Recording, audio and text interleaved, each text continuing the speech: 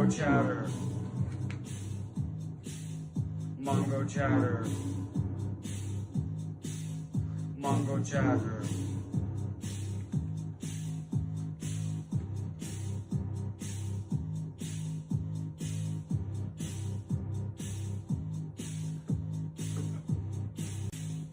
Mongochatter. Mongochatter.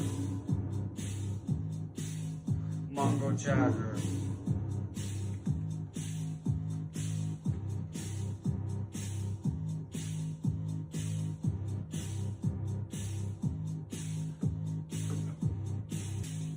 Mongochatter.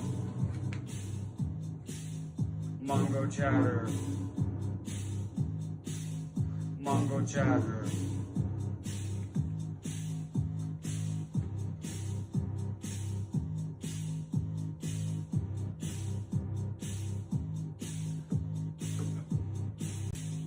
Mongochatter.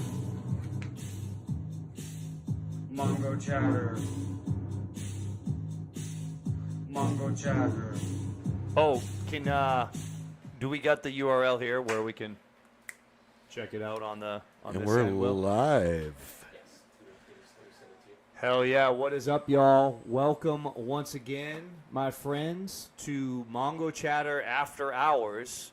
This is the Premiere. June. This is June. June, yeah. June, Volume 1, June. I said to Simon and our friend Will, we're here at Will's pad in the cave, deep underneath the sea in an undisclosed location. We've been here all day undergoing severe decompression processes and getting ready again. But I said to these guys, I said, we got to do a fucking live stream every month and talk about what's going on in our scene and beyond. So this is part 6. Part 6. It's the 6th month. June. Yeah, we've done this. This is our 6th time. Yeah. And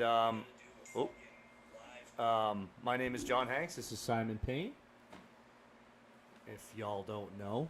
And we do a skateboarding podcast video zine type thing called Mongochatter, kind of whenever we feel like it, whenever opportunity presents itself with various guests. But this is our monthly live stream that's a little bit more loose, a little bit more freestyle, although we do have to travel to this underwater cavern to get it done. We do. Yeah, it's quite a haul, but it's worth it. Yeah, we've got quite a setup. I wish we could, get the camera to move around and see. But Will's over to our left,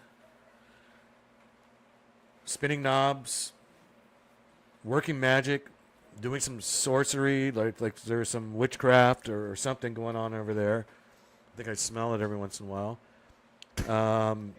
Yeah, just pure magic. Pure magic, unadulterated magic, making, shaking babies and kissing hands. Casting spells. And, yeah, it's quite amazing to see. We got a good show for you here tonight on this After Hours. It's quite ambitious. We're gonna get, June has been all about Go Skate Day. We got 3 scenes to cover. We're gonna talk to representatives from San Antonio, Texas, Portsmouth, New Hampshire, and Port Orchard, Washington. I want to get to that stuff. I'm really excited, but I got some housekeeping stuff, Simon. I just want to go through, talk to the people about, bring some people up to speed, give shouts out, and respect where respect is due. All right. Dig it? All right. Well, first and foremost, we're blessed to have this delicious beer from St. Arnold Brewery. So I'm going to try some right now. This is via our friends at Central Texas. Shout out Paul. Has hooked us up with these beers when we do these live streams and have these events. So here's to y'all. Okay, what do you have? Because I've got one here too. This is... Will's got one too. Will's got a watermelon cider. I have tropical... Do we trust him Tropic behind Boom? the desk with that thing? What do you got there? I think it's this. I think we've lined it up. Well, Simon, I think the watermelon cider is lower ABV. These suckers are 9.5. I know. So, Yeah, let me just make sure. I think I have what's in front of me here. yeah, I think you have the Yeah, citrus. so and I have won't the pull it chocolate. out of my koozie. The camera's right here, so let me throw this thing up here. It's called the Citrus Boom Imperial IPA, 9.5 alcohol per volume by St. Arnold, Yowza. the patron saint of brewers. This thing will put some hair on your balls. You know Yeah, what it's I'm got like saying? a bishop type dude with sunglasses on, and he's holding a mug of frosty or frothy, or Both. both. Okay, Yeah, it could be either or. and he's got like one hand out, like he's like preaching to the people or something. So I'm gonna try this thing. Yeah, I was gonna say, hurry up! I want to cheers you. Okay. Let's go. All right, cheers. Cheers. Here's to you. Thank you. Whoa. What do you think? Delicious. Very good. It's I guess it's got a. There's an orange on here and it says Citrus Boom, so it's an Imperial IPA with a sort of an orange. Mine certainly tastes Tang. imperial. It tastes like it feels like I just took a shot of tequila almost. Oh, like wow. the same sensation. Like you can really tell it's a boozy ass beer. So All right. forgive me if I start to ramble and heckle and lose focus here, but I'm going to try to keep it together. Moving right along, Simon. Okay. Exciting news in the Mongochatter universe. Let's see, Will, am I going to get this in the camera here? We have new stickers. Put it way up there. Will says put it way up there. Turn it a little bit. Beautiful. Okay, we have new stickers printed from our friend Jesse at the Cat Palace, where we were just skating the other day. This is a Jeff Wheeler graphic made by our homie Jeff Wheeler, who's been on both Mongochatter and After Hours. Huge part of the Mongochatter multiverse. Yeah, he's a superhero. Yeah, he is a superhero. He's the best. But he did that Texas plant graphic for us, and it's pretty groovy. And it was printed by Jesse, of course, at the Cat Palace. And then my friend Mike, who does Ideas Clothing, huge part of the Mongochatter world. He kind of added that extra flair that our tagline, skateboarding podcast video zine type thing. He added that to the sticker, Simon. So once again, a collaborative effort from all of our friends, which is kind of what it's all about. That's pretty amazing. And Three superheroes combining into one I'm telling you. one So being. like Voltron. Voltron, yeah, thank Is you. that- you're getting for Yeah, a I was Voltron vibe. going for that. I'm yeah. with you. Yeah, okay. I'm with you. Yeah, it was like a Voltron move. So we got new stickers. We've had these shirts for a while. Haven't really just been slanging them out of the trunk. Haven't really been pumping it too much or whatever. But they're obviously it's the same Texas plant graphic from Jeff Wheeler. They're $25 in person. They're $32 shipped. If you get a shirt, we're gonna throw in obviously a bunch of stickers, and we also have these zines that we made. Skateboarding podcast skateboarding podcast print zine type thing. Labor of love from Simon and yours truly there. So just wanted to bring everyone up to speed that we have that stuff available. Anyways, shirts would be $32 shipped anywhere in the USA and would include a zine, and stickers $25 out the trunk or in person. If you want a zine in person, they're free. I got you all day, but send $5 to ship to send them anywhere in the USA. That's my spiel on that. Yeah. No, that's good stuff that needs to be. Those are great shirts, by the way. I'm stoked. I love Yeah. the way they came out. A number of people have gotten tattooed. The number being two. yeah. But Brian Gordon, There's more than one. Sam and Brian have gotten the tattoo. So that's pretty dope. That tattoo is out there in the world. And we've been doing these. As I said, this is the sixth one that we've done these after hours streams. I don't know if anyone has noticed, but each month we've had a different piece of artwork on the table. And what I'd like to do next month, we'll bring everyone up to speed 1 through 5. We'll kind of talk about those pieces. Okay. I like that. Like a highlights, like the back of a highlights magazine, if that makes sense. What do you have here? Well, this month, for the merry month of June, this was a gift to me for my birthday from the homie Zane, who was on the After Hours last month at your house. That's right. Skates He with sat on my couch. the Signal dudes. I don't know if you can see this. Let's try to get in here close again. Oh, yeah. That looks good. Oh, yeah. This is a fingerboard that Zane gave me with the Mongochatter Def Wheeler Texas Plant logo on the grip tape. And Zane's a great guy. He also gave me some sick sunglasses. And he had it in this Tech Deck Tony Hawk packaging. And it came with these. Are these Nikes? I don't look like them. Yeah. I don't know. But either way, shout out to Zane. And, we're going to try to have some art that we like or a friend of ours has made or whatever each month. And we'll start to be a little bit more diligent about explaining what that is and why. So that's that's all my housekeeping bullshit, Simon. Okay.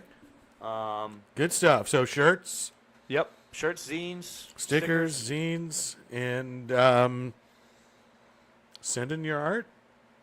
Or Send in your art. I don't know if you need to send in your art, but I don't know. Anyway, we're gonna go back and look at all the art we've shown through the first 5 months. Oh, I see what you're saying. Yeah. Maybe not send in your all art. of a sudden, people yeah. are starting to send us Yeah. like fucking You gotta- heads and shit in the mail, like all kinds of crazy shit. You've got a gallery going in your house.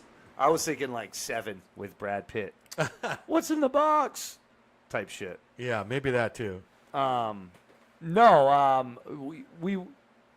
we've been grateful to have our homies either make art or give us art, or we have art that's cool. So on our little table here, once a month, we will have some, and we'll explain why. Okay. Yeah.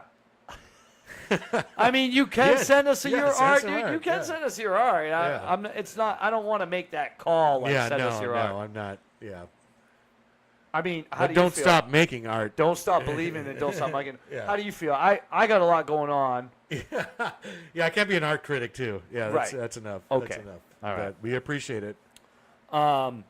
So getting into what's been your highlight of the month, Simon? Let's talk. Wow. No, I had highlight. Highlight. That means positive, right? Because there's plenty of negatives in my month, but Well, you can gripe here a little bit, right, man. yeah. You can Yeah, my air it car. out. Well, I'm gonna make it short. My car's in the shop. My phone just fucking died. Anyway, like Well, within like 8 hours before my birthday, so I was like terrified that my kids were gonna be like, I'm not gonna have a phone. Everyone's gonna be like, my kids are gonna be checking in on me, and I don't know. It perpetuated, and so my car is still in the shop. It's been in the shop for 20 days. The repair is astronomically expensive. So yeah, it was a really, really shitty month. But I did have a birthday. We all piled out to the bar one night. I think I sent Will a photograph. I'm not sure if it made it to the editing desk, but I hope it did. I want to see it. if it's there, it should be up. But if not, I mean, the other thing we did was I asked Jesse kindly at the Cat Palace if I could bring a crew down there and skate, and that's what we did on, I think it was last Sunday morning. And, that was definitely my highlight. Yeah, that was a good session. Hell yeah. Really good. I had a session. blast. I had a blast. Great homies, good times, and, yeah, that was definitely my highlight after all the shit I went through and still going through this month. 20 days, man. Yeah, and I don't I'm cross my fingers I get it back this weekend, but it may not happen. Yeah, I don't want to go into details. It's a transmission issue, very expensive. Yeah. Okay. How about you? Okay, enough with me griping. Well, Yeah. what made you before we move on to me, little old me? Why'd you select the Cat Palace? What was your why Cat Palace out of all the spots? Yeah, that's a good question. There's just been a lot going on with we kind of called it contest season this last I think it started in May. Yeah, May was. So I feel like there was something at Hayes, there was something at Rosedale, there was something at Sonic. Yeah, I thought about having something in a more or less sort of exclusive. Not that Cap House is exclusive, but you don't want to bring too many people there. I thought but then I was like, no, I want to skate Cap House. I haven't done it in a while. It's been a while. It's a fun setting, and it's a bummer to do sort of invite only type thing.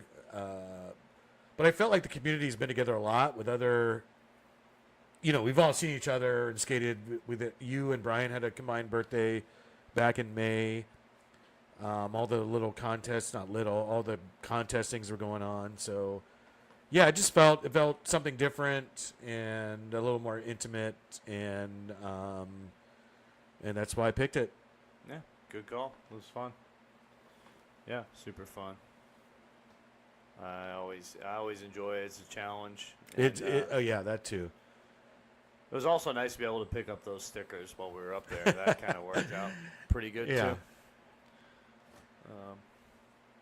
Yeah, rad. Yeah. No. I mean that really, all the things that had been going wrong, and it goes beyond my car. I've got some issues I won't go with Bear County and stuff like that came into play. Like it literally, what happened last month was like, what do they call it? A perfect storm. Have you ever said though? I'm sure you have. Like, whoa, the worst thing. Well, why not? Because the worst thing could happen is this, and you're never thinking the worst is going to happen. Like, it literally was the worst thing happened on top of something else, and that was like the worst thing happening. Like things couldn't have gone wronger.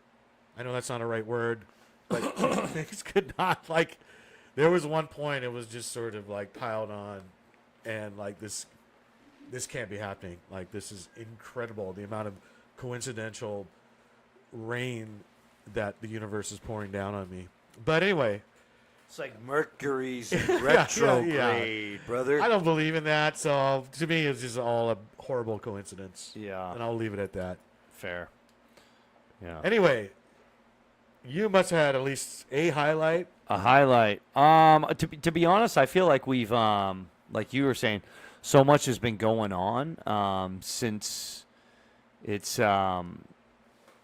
just been go, and I feel like we just did a live stream at your house with the Signal Life dudes not too long ago. So, but I honestly can't remember. I guess it was the next day, right? We did that Saturday, and then Sunday was the party. So technically, since the last live stream, I'll go with my highlight was the Mongochatter episode 47 premiere party that we had at Central. Oh, yeah. Down there, yeah, Anaheim Mark brought his little jump ramp out there. Yeah.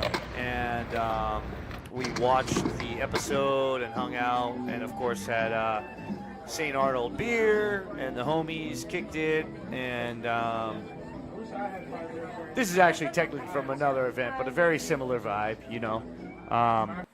we had, no, it's cool. There's not, that's what we got. but yeah, that was probably my highlight. Just, more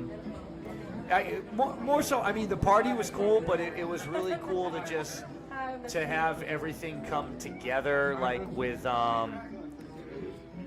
the Juice Magazine and Rudy Ortiz and Anaheim Mark and Dirty Boys and Central Skate Shop, to have that whole collaborative thing, and Madeline to have all that kind of come together and have wrap up nicely and to have Paul support it and say, yeah, do the little premiere at the thing, because it was so Dirty Boys heavy and had a good history. I thought we did a decent job. If you haven't watched that episode, it's 47. It's right now on the YouTube channel, but it's a history of like this ramp in San Antonio, the Claw, which has now become the Dirty Boys headquarters bowl, like the concrete bowl, but it's a little retrospective of that.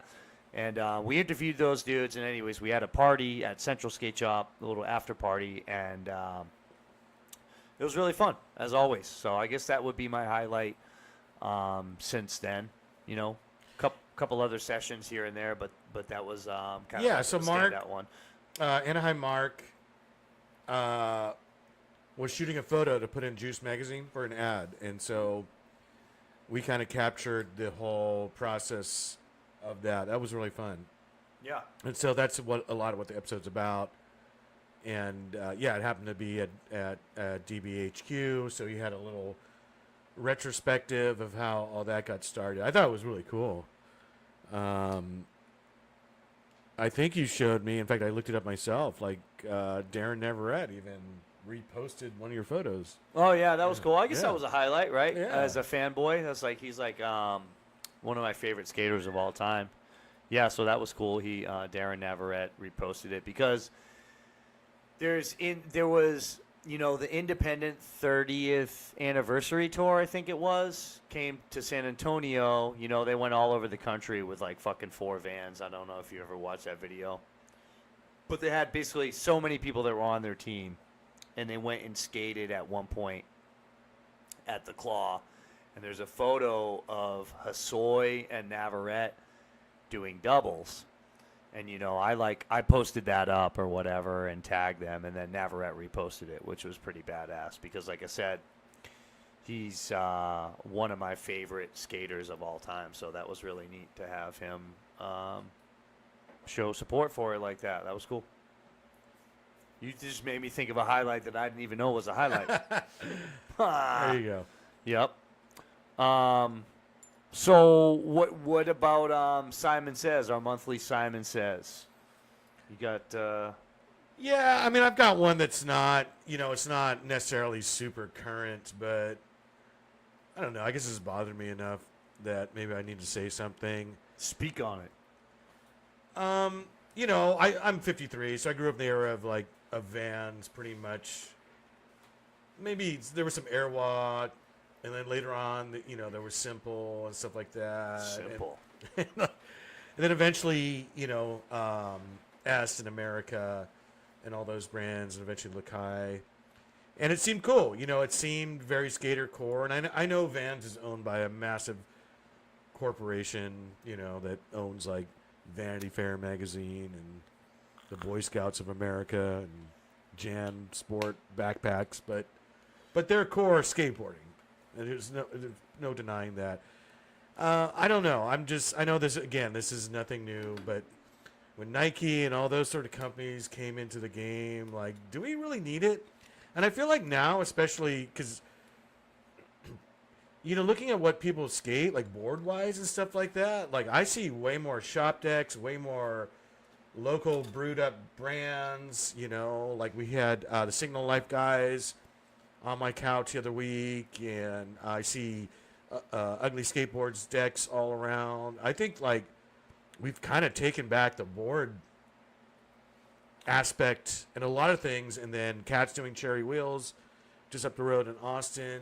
But shoes are still kind of dominated by these companies that fucking don't belong. I'm sorry. Yeah. Nike doesn't need skateboarding. Well- Like if skateboarding, just disappeared off the planet Earth, like Nike would be like, all right, whatever, close that little office down there and, we're good. And, I don't know. I mean, I know people are going to wear them. I know they're probably well-crafted shoes. I know, iShot skates with them, Grant Taylor. And I'm sure the people that run the SB department are core skateboarders. But I don't know. I can't do it. I'm tired of it. I'm tired of seeing Lakai fail. Or no one really wearing America anymore. Maybe, I don't know. Maybe they wear crap shoes, but I just wish we weren't going. Things are going to, we're now going to Nike now, and it's I don't know. Yeah, it is kind of weird that it's so. Like you said, you're a little bit older. You're older than me. I'm 45. I've been doing it for 40 years, skateboarding. So I've seen a lot of shit come and go, and a lot of shit kind of develop over the years. And haven't paid attention closely my whole life to skateboarding. Not as a professional or anything, just like as a fan, as a super fan. Super fan. But it's weird now that you have generations upon generations of skaters, and a skater generation is what, 3-5 years. It's not, it's not a lifetime per se. Like a generation of a skater is significantly, you know what I mean? Skate generations, like 70s skaters, 80s skaters, whatever. There's generations of skaters, and not necessarily by the decade, just like eras. But you have generations of skaters essentially that are. They've never known the world of skating without Nike. Yeah, that's true. As a core sponsor, as an endemic brand. And like you said, you can't do it, don't do it. I don't do it. I can't do it. Yeah.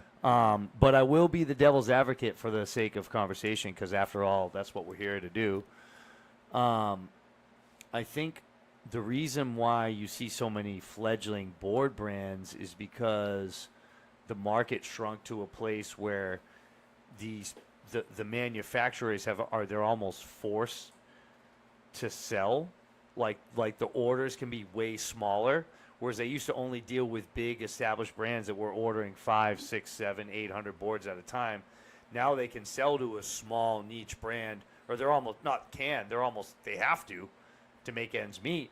They'll do 50 board runs to Jim or Larry down the street, But that's great. I'm saying I love that. I No, love that. I do too. I'm just saying, but when it comes, here's my point. When it comes to shoes, Sure. It's a different game. Yeah. you gotta.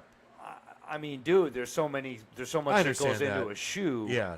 And I'm sure Nike, they've been making shoes they probably make really good shoes. I don't wear them. I won't wear them. But what I'm saying is they probably make good enough shoes to where if you don't know or care and then you put them on and they're good, you're like, fuck it. But we were doing it at one point. Yeah, I was going to say, Will was like, you don't give a fuck. We were doing it at one point, when Lakai and America and whatever was kind of thriving. Oh, yeah, Decine. That's a good one. Yeah. Decine's a good one, yeah. So there is a world where those things existed. Yeah. Anyway, I would like to see that come back. I know there's Last Resort in can't think of his name. Ours is Yours. There is skater-owned brands that are starting up, and it's good to see. So, yeah, I think it's the reason kind of like why Nike won, quote unquote, is because they have, like you said, they have all these rad riders, and they can probably offer the riders, number one, really nice paychecks. Oh, I'm sure. But also, and we've heard this from interviews. We know this as skate nerds. It's like the hotel rooms and the food and all the shit that Nike can do extra that smaller brands just can't for the riders. So then they have the riders in place, and the kids are going, "Wow, Grant Taylor wears Nike. Fuck." Yeah. Yeah, I don't know. Isn't it weird though? It's almost like it's like a psychological thing where it's like it doesn't matter how rad or how good their shoes look, as long as it has a swoosh on it. I can't dig it. It gives me the ick personally. I guess I'm also from that generation. They were always the enemy, right? I mean, not that I was part of what were those riots in Seattle? I think it was in the 90s or something. Oh, and the first place that everyone smashed up was the Nike store. Yeah. It was. Maybe I've been trained as a youth like Nike was the enemy. Sure. You're talking greed. Yeah, capitalism. Capitalism. Yeah. I'm thinking, for me, it was a little bit more juvenile, like, high school, like skaters versus jocks. And so the paradigm of like jock fashion and like what a jock would True. aspire to be would be like to have like some sick Nikes. Yeah. So I never wanted fucking Nikes, I was like, I didn't really. Although I think I did have a pair. I did. I had of one pair. I had like a green pair of Nikes that were like very similar. Like when Converse when Converse was doing its thing and they had 1 stars. Yeah. And honestly, everybody like in 94, 95 around me wore Converse 1 stars. Yeah. Because like the Beastie Boys and all that shit, everyone that skated had Converse 1 stars. Sure. And so like there was this place called Hyman's in Newburyport that sold these athletic shoes. That's what it was called. Yeah. That must have been the gentleman's last name. I don't know. It was called Hyman's. Yeah. That's what it was called, dude. I got some like maybe they didn't have 1 stars that day, so I was like, these look pretty good, and they were just green and had a white swoosh.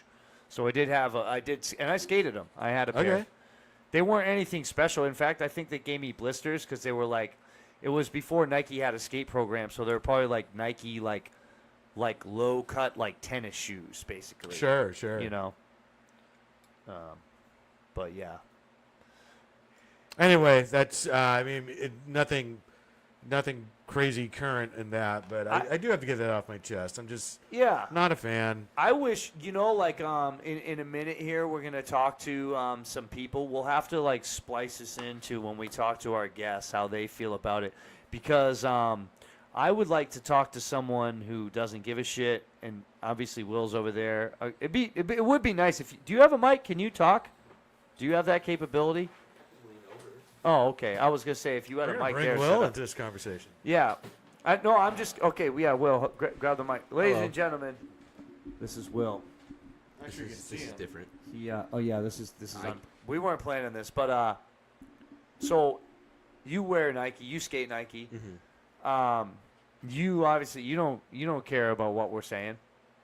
What's your reaction, or what do you think about when you hear sort of the old guard, core, crusty dudes still in 2025 saying fuck Nike? Obviously, we know it's tired, but like we can't help the way we feel. But how do you feel when you hear people still flapping about Nike? To me, Nike is still kind of new, because I never had the bread for it. I skated like Big 5 OPs and Airwalks. Yeah. They were like $15. Oh, Big 5, the sporting goods store. Yeah. In Cali, so like we couldn't, like, Vans was out of the question. If we got Vans, they were not for skating in. Those were for going out on like a good night. Yeah. So Nikes now, to me, they're still kind of new. I could care less. I don't like Nike as a company. They just happen to fit. Because I have like weird wide feet but skinny heel. Yeah. Super annoying. I've tried New Balance. I mean, I've tried every shoe. Yeah. They just happen to fit. Okay. So yeah. They just, But do you? I know you have things to do. Do you? Does it bother you though? Like when people like hate on it? Do you think it's? Do you think? Because I know like Nike is like not the history a good of it. company. Like the history of Nike is not good. Yeah. I can recognize that. While like I could separate the shoe from the brand just because they quite literally only fit. They're the only ones that fucking fit. Yeah. Everyone always goes back to that OG Nike skateboard commercial where, do you guys remember that? Have you ever watched that commercial? I don't think I'm going to fade away. Okay. What if we treated all skaters, what if we treated all athletes the way we treat skaters? Oh, maybe I remember that. Yeah, that was a while ago. It was super. It's old. It's an old one, but it's like. I mean, the message was cool, but I'm still not. I feel like they're pandering. I don't know. No, but they made that one like they were. I mean, whatever. It's. Yeah. Look, you can't trust. It's like you can't trust a corporation like you can't trust a politician. It's like they obviously. Their bottom line is they want you to buy their shit. Of course. So, but they did make a cool. I do remember that. That was pretty cool. And that was kind of neat. So Do you there think was. we can find it or no? I actually just sent it to Will. Okay. But there was a spark there of them sort of like. Oh, I mean, they're not idiots, right? They recognize who they were trying to cater to, especially initially. But to even make this commercial in '98, that like, like I say, that was sort of the height of my skater versus jock mentality. Sure. And that was sort of how that felt. So I don't know. Is this it? Looks like it. Yeah, maybe he's able to. Give us a thumbs up if you got it on, Will. I got it 2 seconds. 2 seconds, he's saying. Should we have the sound on? Is that going to get like... We better not. Yeah. Yeah, we better not have the sound, I would say. But yeah, it was, what if we treated all skaters... All athletes. Athletes, like the way we treat skaters. Yeah, exactly. But no one treats skaters like that anymore. Skateboarding's not outlaw anymore. You Yeah. encourage your kid to, like, you take your kid to the skate park now. But in the courage, yeah, in the commercial, though, it's like they're, like, Yeah. throwing people out. It's like, it's more so about, like, getting kicked out of spots, which... Is that going away, or is it just because we live in San Antonio and it's like lax? It's so lax here compared to. It's so lax here. Bro. Okay, yeah, compared to the rest of the Virginia, country. Dude, DC, we would get kicked out of spots almost immediately. Yeah. You would like have to throw your We're trip spoiled here. and leave. I'm not some like big street skater per se, but I've been here 4 years. I skate quite a bit, and I could literally count on one hand. I know. How many times I've been kicked out of a Yeah, spot. and then like at least 2 of those were like the dude was like, "Hey man, I'm fine with it," but I remember that one time there's some weird government facility here. Yeah. They're probably not gonna be cool with it. So like the guy wasn't like yelling at us. He was just like explaining and. One time I was skating with Manny and his son, and there was like this older gentleman who pulled up on a motorcycle, and he was like half in the bag, like and he was a security dude, and he was like, "No," he's like, "You can't do that here," and like, yeah, it was just funny, but I kept Because he like, was drunk. yeah, I kept being like, "Yeah, man, like, no, it's Because cool, it doesn't we can count skate if he's here." drunk, right? You can't Yeah. secure. You can't secure a spot when you're drunk. I was just talking him in circles, and it was pretty funny. I don't know if we should have the volume up on They this, can't but hear it. oh, they can't hear it out there. It's just you guys. Yeah, so they're just like talking about, what if we treated all athletes the way we treated skaters, and it's just people like flexing and vibing on regular jocks, what we would have said in 1998. I haven't watched this in a while. It's pretty funny.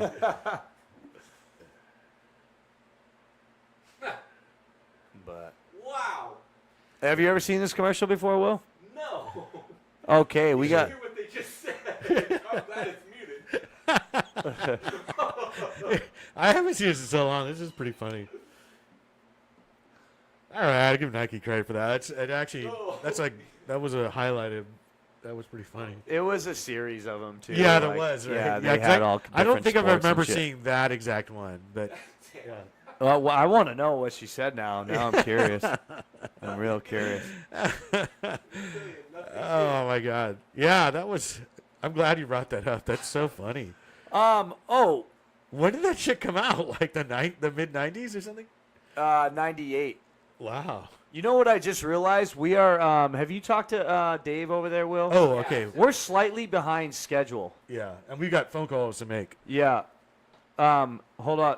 No one can hear that, right? Okay. Yeah. So we're behind schedule. We're gonna talk to 3 guests this evening, but I just want to talk a little bit about before we get these people on the phone. I want to talk a little bit. This is maybe gonna turn into a Simon Says for me. All right. You know what I mean? But just Go Skate Day as a concept. It's I've said some things about it, like, okay, St. Patrick's Day is like there's all this thing to wear green and yada yada. I grew up in the Boston area, right? And it's like, I don't know, man. I'm Irish every day, so I feel like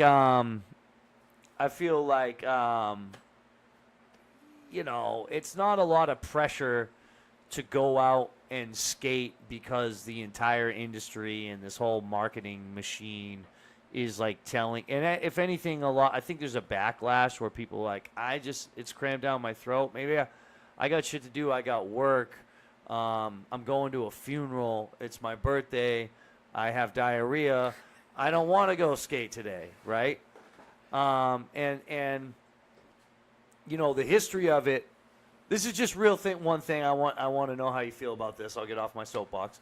The history of it, it was like, when it started out, man, it was the concept was like, what if we got as many people in the world that is a skateboarder as possible to all roll at the same time, all across the world, on the same day. And wouldn't that tickle the cosmic balls of the fucking skate gods, you know? Yeah, that's dope. But it's become more of a marketing device, an industry, hallmark call, a call to, and it's great, right, to have all these events and stuff. Like we participate in the events, we big up the events. But yeah, I just, the roots of it was a little bit more mystical and whimsical in nature versus this kind of, I don't know, this other thing now that it is. Yeah, no, I understand where you're coming from, and sure, the founding ethos is very profound and cool. But what do you expect? It if anything like that takes off, the thing I do like about it, there really isn't a product to sell. So as opposed to, I forget when it is. I think it's Skate in Shop February. Day. Yeah, Skate Shop Day. Again, I think when that started, there was the thought behind it was very pure and, hey, support local skate shops. But now, I mean, I hate to call out Deluxe and stuff like that, but now especially Deluxe is really guilty of this. They're just gonna send these certain skate shops, at least the way I understand it, maybe I'm wrong, these like one-off boards that you sell on Go Skate Day. So to me, like, fuck that. Now you've turned this into a gimmick for Deluxe to make money. It's arguably is the mom and pop shop that's selling that board going to even make money on that shit? I guess the idea is you get people in the door and they're supposed to buy something else too. No, that's lame. At least this Go Skate Day, I don't think there's a product that anyone's, when it becomes Nike registered trademark Go Skate Day, that's Sure. when I'm going to have it. Just do it. Go Skate Day, just do it. I understand that sometimes the events are so, some of us, like Shire folk, don't always want to. Shire folk? Shire are less. Sometimes not everyone wants to like hit a jump ramp in downtown San Antonio in front of like. Oh, Shire. More shy. Yeah, more shy. I thought you were talking Lord of the Rings. Yeah, I don't know Lord of the Fucking Rings. hobbits. Like, Yeah, I thought you meant. You know what I thought you meant? It's the St. Arnold. I thought you meant like. You know what I thought you meant, dude? I thought you meant, dude, like people from like smaller towns that don't want to come skate in the city. Yeah, I kind of meant and that. hit the jump ramp. Yeah, I did mean like that. the Shire folk. The Shire folk. But Yeah. but dude, it does go back to what you're saying about there's nothing to sell. You're right. Yeah. But it does have the same sort of. Until it becomes something to sell, and trust me, one day it might be. And here's the thing. Go Skate Shop Day was same kind of thing to what I'm saying. Conceptually, it was like, yo, look it. Today's a good day you need socks. You need to buy a pair of socks on this February 12th or whatever. Fucking go get a pair of Toy Machine socks at your local skate shop. It's go support your skate shop day, right? But what I don't like about Go Skate Shop Day is that it's sort of in each market of each city sort of singles out and excludes the cool guy sanctioned often by Deluxe, like you're saying, or whatever it is. Yeah. They sort of sanction a shop in the local zone, and then it's like, well, what about these other 5 or 6 shops in the same area? What are we supposed to do that day? You know what I mean? On Go Skate Shop Day, is it like if they don't have like the T-shirt that's made for them by the larger brand, and this is true. I mean, I'm not going to get political, but this is Yeah. true across the spectrum of organizations, where, like for example, different events that people have that it's like under an umbrella, like. I don't even want to say. I don't even want to get political and shit. But I'm just saying, people will have. There's a main like mother organization, and then there's little organizations under it that are doing the same thing in the same spirit. But if they're not sanctioned by the bigger thing, it's like they're not part of it. I don't get that. It's go to the skate shop day, like go to every skate shop day, like buy a bearing here, a truck there, a rail there. Go to 5 skate shops today. Yeah. You know. Yeah, it should be Go Skate Shop Month. Like you said. Yeah. If I need socks, like I'm not going to Walmart. I'm gonna get those Ideally. toy machine socks with the weird alien guy on it, which Yeah. are cool. I bet Toy Machine makes really good socks. They do. I got some Toy Machine socks, Yeah. but I didn't buy them on Go Skate Day or anything. And to be honest, if I didn't, And I'm like you, like I would just want go to to support Target. all that shit all the time as much as I can. Every day is Go Skate Day to me. I don't hate Go Skate Day. It happens to fall. I hate that it's the 21st of June because my birthday is the 20th, and I usually end up drinking a fair amount like on my birthday. So I usually wake up on the 21st, not really eager to jump out of bed and Go skate go today? skate. Especially then it makes it even worse. Like, oh god, I gotta go because it's Go Skate Day. So I can't say I've participated a lot in that, but like you, I skate all the time, so Yeah. I'm not bummed I didn't go. But some of the events I saw on Instagram looked so fucking fun, and I'm all for it. yeah, there's been a lot of. It looked like that is the cool thing about Go Skate Day versus the Go Support Your Skate Shop Day. Yeah, Go support your local skate. Go buy something at your local skate shop. It just doesn't go to the skate shop day. It doesn't really. yeah. It doesn't Go really roll Skate off the Day tongue. kind of rolls off the tongue. Go Yeah. Skate Day, GSD, which is also Gary Scott Davis, the inventor of the boneless, right? GSD. Yeah. GSD. Yeah. That's kind of interesting. Yeah.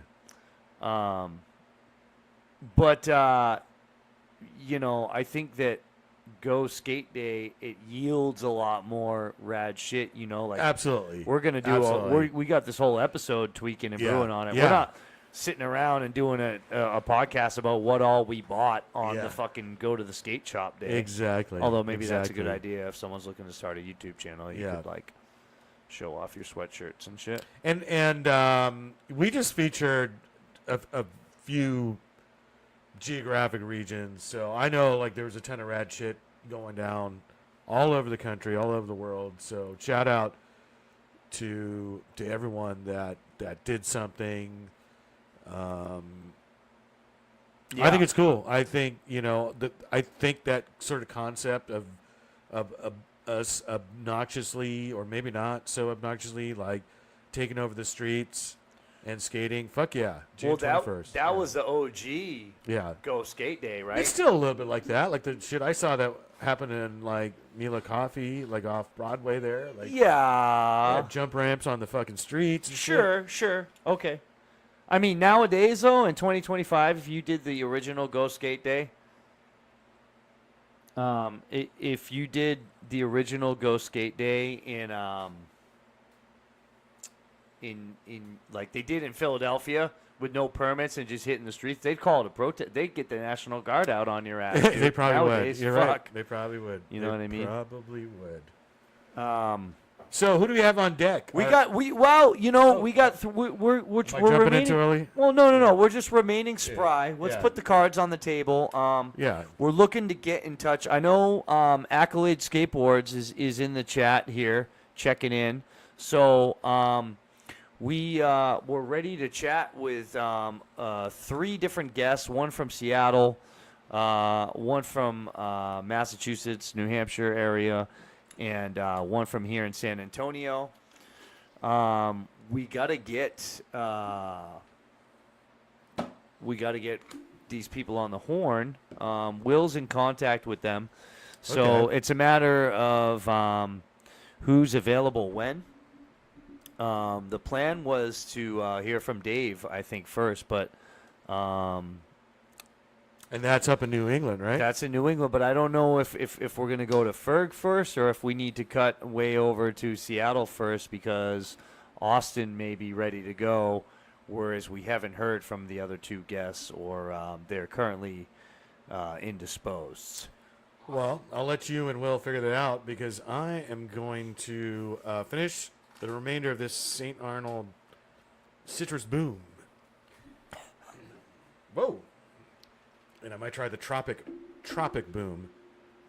It seems like So I can hear is that the Mongochatter phone? Is that the Mongo phone? that's the it's like the bat phone. Commissioner Gordon.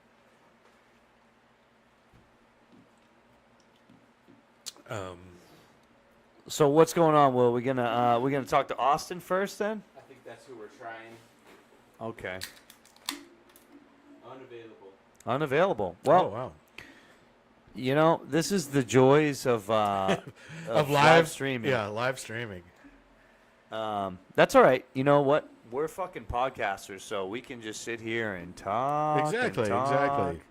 Until So did you go to any of the Ghost Gate Day things? I did. I got called into work in the middle of Wow. the thing at Shook Ditch. You couldn't tell your boss, hey, it's June 21st.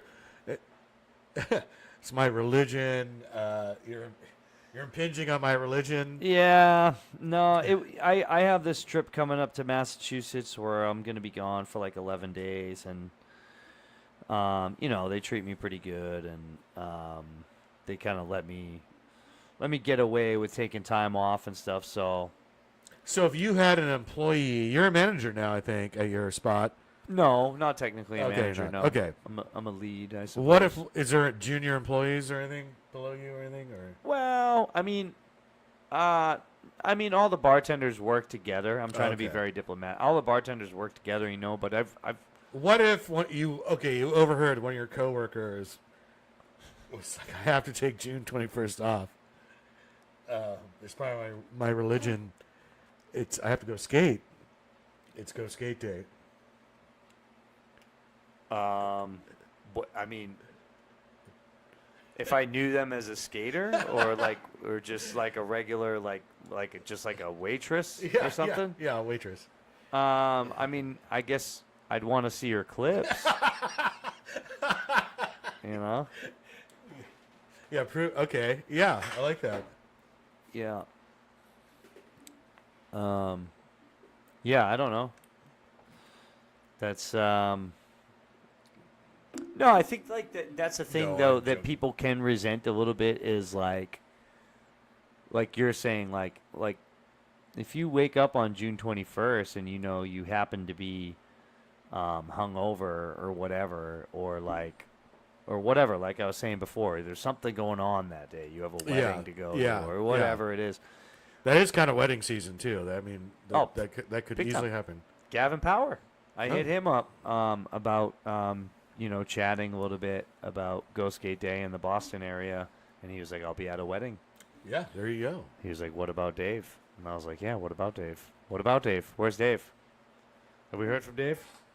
None of their Have we phones- heard from Ferg? None of their phones are in service.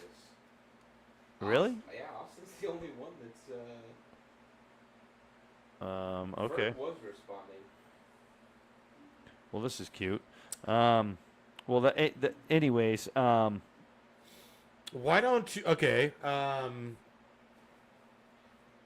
it's all good. Just You want to give us a little background on? well, you know what we can do. I'm sorry. Go ahead. A little background. What's up? You know Austin pretty well, right? Yeah, well, I can give you a background on anyone, but I'd hate to give you the background on Austin again, then hop on the phone with Ferg. Okay. Yeah, Austin is reliable. I just think he might be a little busy. You know what though? You have a clip there, Will. What we could do, we could play a couple of these clips from Shook Ditch and like from Mila's Coffee and Pedro Strings Park. Oh, well, the shit that went down here in San Antonio. Yeah, like I wasn't at I wasn't at all of these events. Like I said, I got called into work from the Shook Ditch party or whatever. But I thought it was rad that there was all these different events going on in San Antonio, and Yeah, it was sick. people were kind of bouncing around from event to event. And it wasn't like, oh, I'm going here, so I'm not going to that. It was like, I'm going to hit this and then hit that. And then, they had the whole thing at Mila's Coffee at the end, which looked like it was this totally rad session. And like you're saying, kind of back to that wild in the streets mentality. Yeah. So that was cool. It was just cool that everyone was kind of representing the whole scene throughout San Antonio. Who put that together? Was that at Shook Ditch? No, the Mila's Coffee thing. Mila's Coffee, I think it was is there any way we could turn that it was Mila's Coffee and Siempre. Okay. You And, shut the fuck I guess up, Central All right? and- Every time I look at you, you're trying to see my yeah, I don't know who crotch. exactly like was you wanna involved see my super crotch heavy and my with that blood, one. like all the time. All the- I'm like, dude, JP, stop, dude. All the usual suspects, I guess you might say. But yeah, obviously Mila's Coffee. I know Central was involved. Yeah, no, it was just cool. It was cool to see people cruising all over the. And then there was a skate rock show at El Luchador. Yeah, where is El Luchador? What's It's in Southtown. Or Southside. Southtown meets Southside. Okay. Do they have like wrestling there and shit like that, or what's the deal? No, I think like the bar theme is kind of Mexican wrestling. Okay. Yeah. I think Amanda went, but she didn't stay long. Oh yeah, that's right. Yeah. Well, Austin Fisher just texted me. Seattle coming through. So, yeah, I guess if anything, we can, we'll get into Go Skate Day a la the Pacific Northwest. What? We're gonna get him on the phone? Yeah, we're gonna be magically whisked away Yeah. to the Pacific Northwest. Well, Ferg is on the YouTube chat, and he says that it was Make Ready Market and Mila's Coffee. You were saying what? He says Make Ready Market and Mila's Coffee. Okay. Did it at the that's who did that thing Okay. down at Mila's Coffee. Well, let's get one of those fools on the phone. Yeah, so we'd like to talk with all or any of these Mr. fine Austin gentlemen. Fisher, I think we're trying to get through right now. I hear the Mongochatter phone ringing. Austin is the Remember that police song? Is the telephone ringing? Is that your mother on the phone? It was like the worst police song, or the best police song ever. But anyway, Austin, give us 1 second, big dog. give us 1 second. Oh, we've got him. Let's unmute the caller. what was I saying? Go ahead.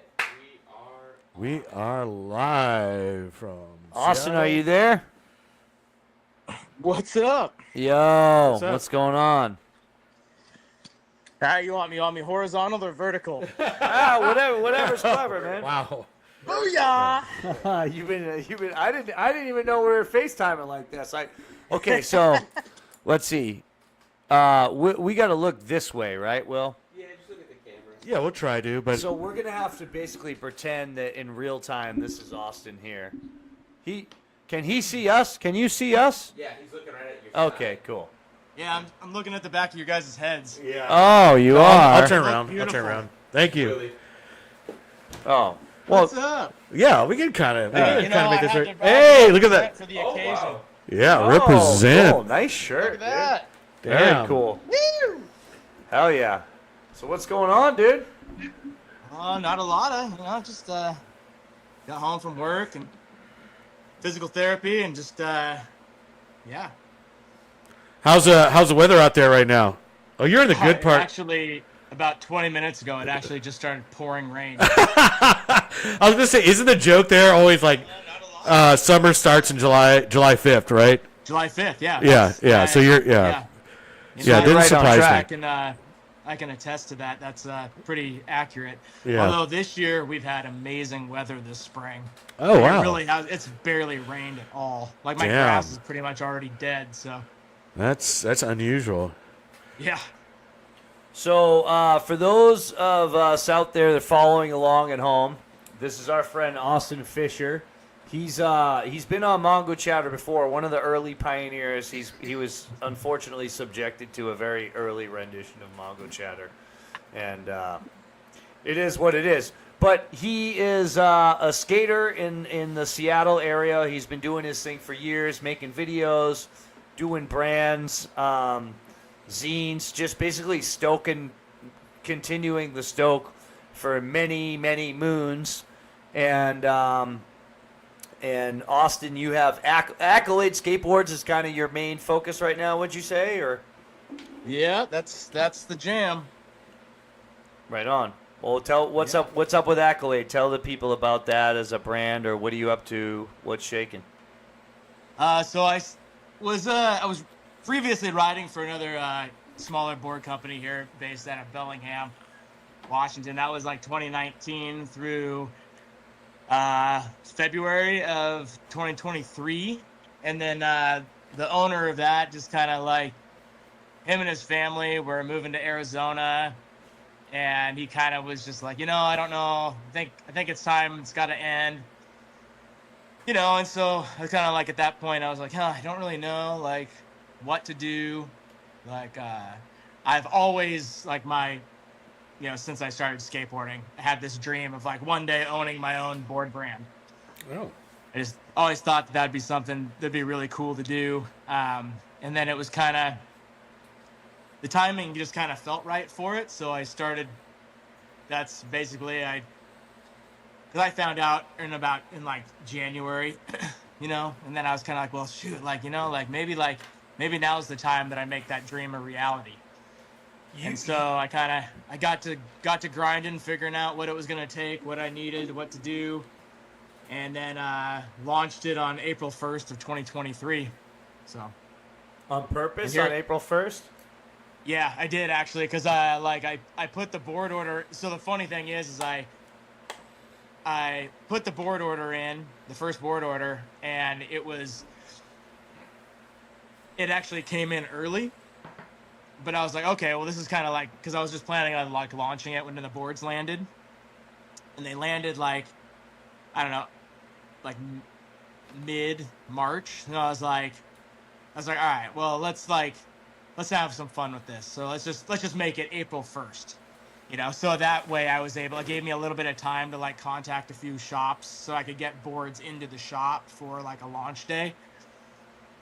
And and the rest is kind of still unfolding as we speak. So I'm actually currently in 12 shops here in Washington. Oh, rad, man. That's fucking sick, dude. Damn, dude. Hell yeah. That's really good. Oh yeah. That's cool, and the stuff's moving. People are supporting it. I see the photos, dude. I see people buying the boards and reposting it and stuff. It's cool. It's good to see. Yeah. No, it's been rad. It's we've had some good support behind it. So, it's still like, as anyone in the skateboarding industry knows who's running a brand, it's like you're not going to get rich off this. This isn't going to be a full-time job. Yeah. You're lucky to keep the lights on, So it's like, the goal is to make enough to make it self-sufficient and expand from there. And it's like, thankfully, I've had some support and I've been able to get involved with a lot of help sponsoring a lot of events, like through like last summer and already this summer a number of events. So it's been really cool. It's funny, man, because you say you're like, oh yeah, I always wanted to have a brand, and it's just funny because I guess I know it was Homie's brand from Bellingham, but I guess I always thought of you as always having sort of been running, or at least maybe it's just, I don't know, through your videos or whatever. It just seems weird to hear you say that this is your like first brand, because it just, I've always just sort of looked at you. I've always viewed you as a captain of industry. You know what I mean? No, it almost seemed to me like, not to take anything away from the homie that was doing it, but it almost seemed to me like you were pretty heavily involved with running the last thing that you were doing, previous to Accolade, to be honest with you. Yeah, well, I mean, like, so I was raised to, like, you don't do anything half-assed. You give 110% of yourself to whatever you're in. So that was instilled in me early in life, and it's the way I approach everything, and it was like, so when Anthony, the owner of LGSC, or Let's Go Skate Club as it was known, it was like, when he approached me about riding for the brand, I was like, dang, like, I appreciate that. That's awesome, and it was like, so very early on, I was like, I told him, I was like, dude, like, I'd love to, like, get some input and, help kind of expand the brand, and so it was, I kind of like took it and ran with it a little bit, and I really was pushing like a lot of like support. I was posting a lot, and it was, and so, yeah, I was, it was very hands-on, and like eventually I became, he made me the team manager, so there was a lot of that. So I had a lot of involvement. I was doing a lot of like video stuff, content-wise, like for that. So And like back then we did those LGSC Saturdays where we were literally like putting out a little mini edit of the guys on the team like every Saturday, and like I was doing all those.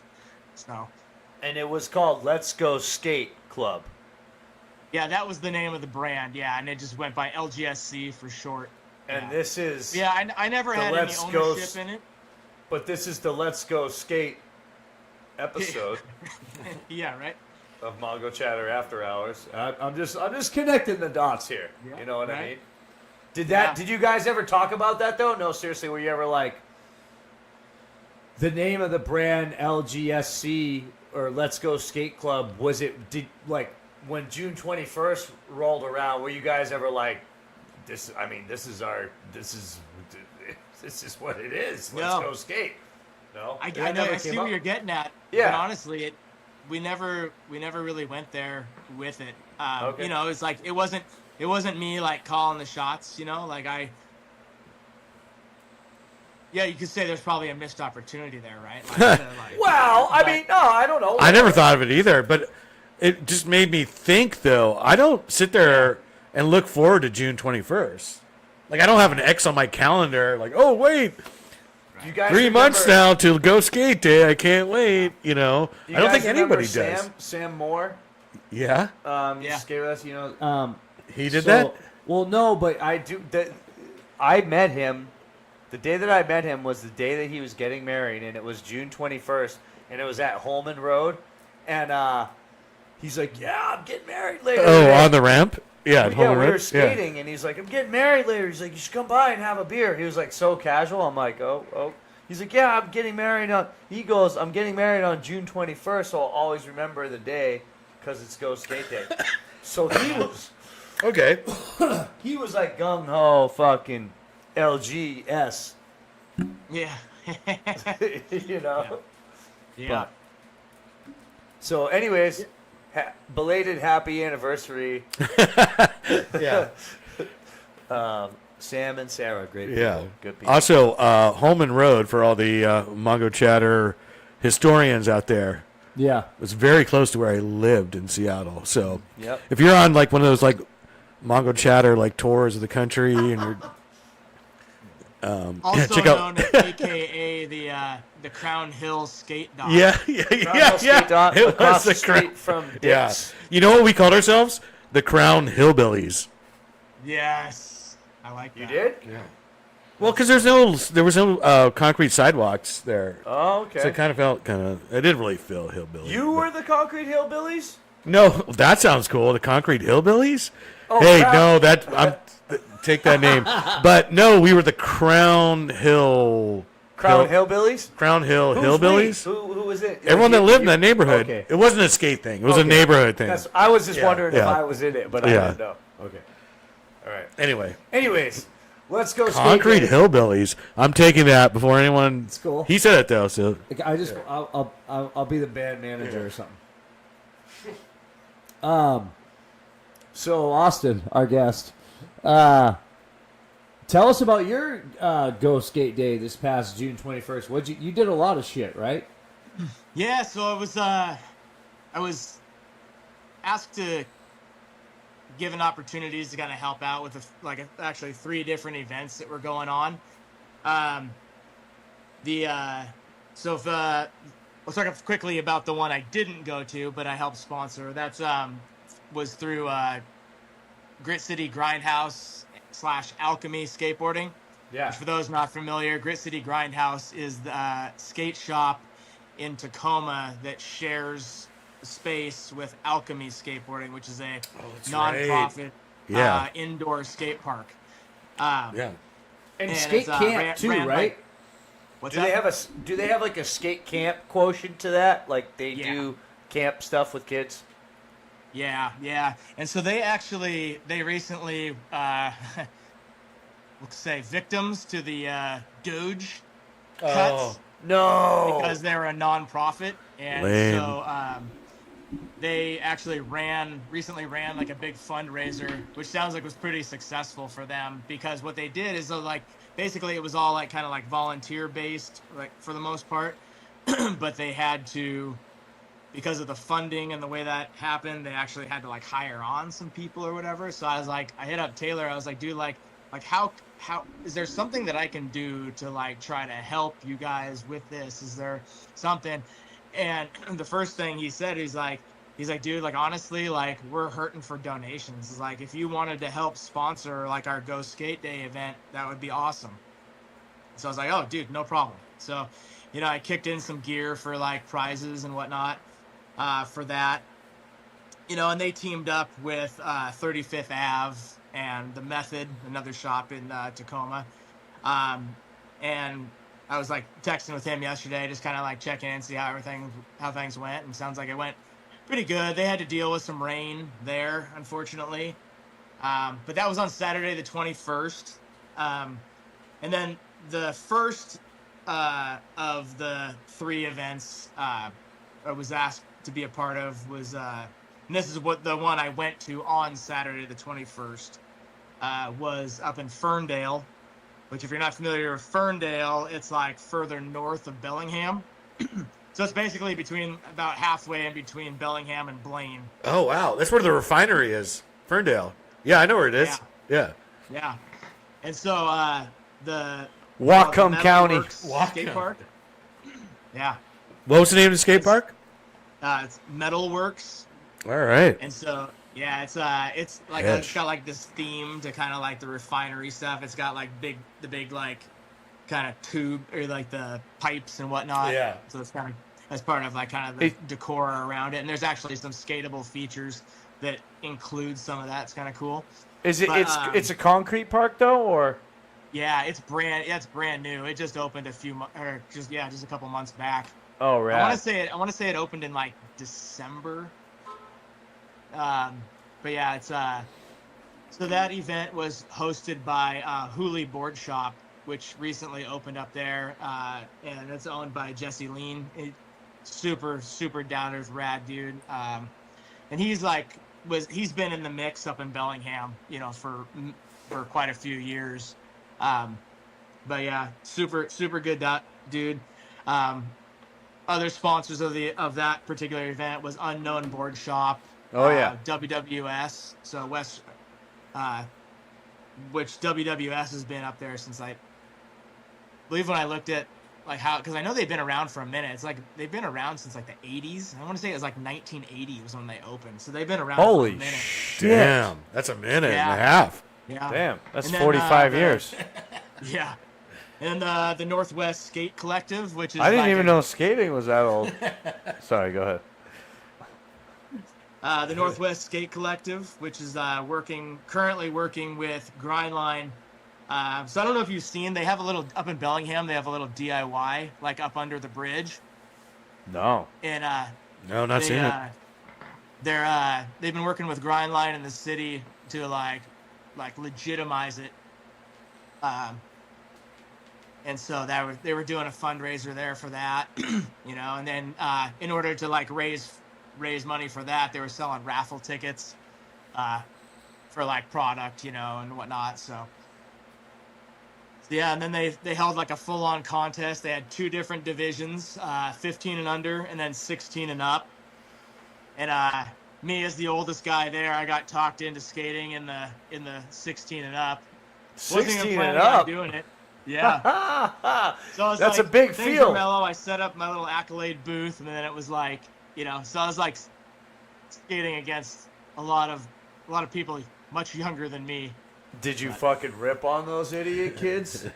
I want to say there was Just about kidding. 15 people in that division, and I ended up getting 5th place.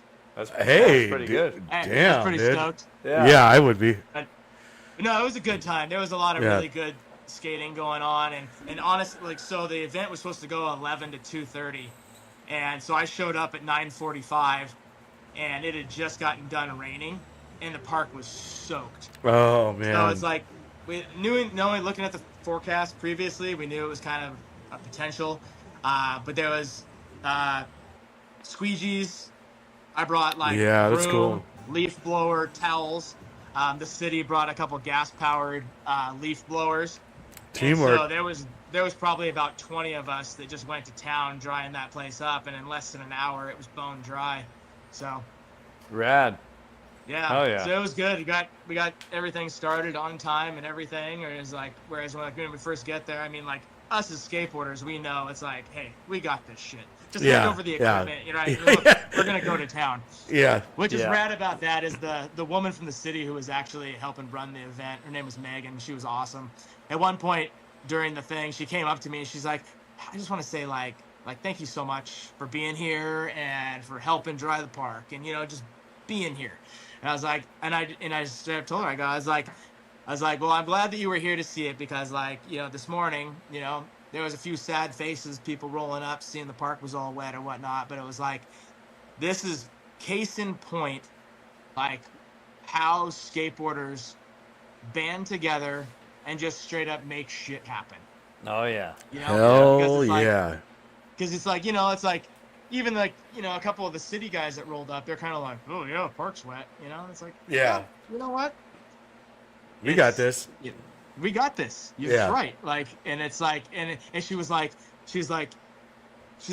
I personally had no doubt in my mind, but she's like, it's so awesome to see, you know, and it's like, you know, and that's like a newer skate park up there, you know, it's like, it's a brand new park. They got a new shop in town. They got like, Oh, that's cool. so it's really cool to see, you know, and there was a lot of skateboarders that showed up, but you know what? Else what was a trip is that entire place is basically surrounded in grass. So it was like during the contest, I mean, basically all around the park, there's like families, you know, moms, dads, little kids, grandparents that are literally, they're not skateboarders. This was just like a big community event to them. Yeah. And they're just sitting around watching, clapping, loving every minute of it, you know, and it's like, so, you know, it's like I walked around and like every little kid I saw, you know, I handed them a sticker, you know, and they're like stoked, you know, and, you know, like even after the event, like a bunch of them like came up to me and like just said, hey, thank you. Thanks for the sticker, you know, or their parents were like, thank you so much, you know, and it was like, this was really fun, you know, and it's like when events like that can like go on, it's a good like community builder, you know, like, and it's saying it's, you know, it puts the positive spin on skateboarding that I think it needs, you know, regardless of the day. Like, it doesn't have to be like Go Skate Day for an event like this. Do you think those folks that were there that were like just there for a day in the park, do you think that they were aware of the concept of Go Skateboarding Day? I honestly, I doubt it unless they probably like Googled it, you know, or something, or like looked on YouTube, you know. Yeah. But, you know, I would say that, like, probably the average person isn't going to really know much about it. I don't think the rest of the world knows. Or I don't think they know. I don't even. No, I don't even it's- think skaters know. Some of them. Seriously. Right? Yeah. Yeah. I mean, no, because like I said that to someone at my work. Like I had a pretty horrendous day at work that day, and I was like, I was like, do you even realize this is a holiday for me? Like, do you know how fucked up this is? Yeah. And they're like, what? It's a holiday? I'm like, yeah. I'm like, First day of summer, man. yeah. Yeah. I'm like, it's a personal day. Is it a special day for you? For me personally, Yeah. I mean, like, it's not something that I'm like, go skateboarding day, right? For me, so the symbolism of it for me, and I get it, like, as a small business owner, like, in, like, working with the skate shops, it's like, okay, it's the first day of summer.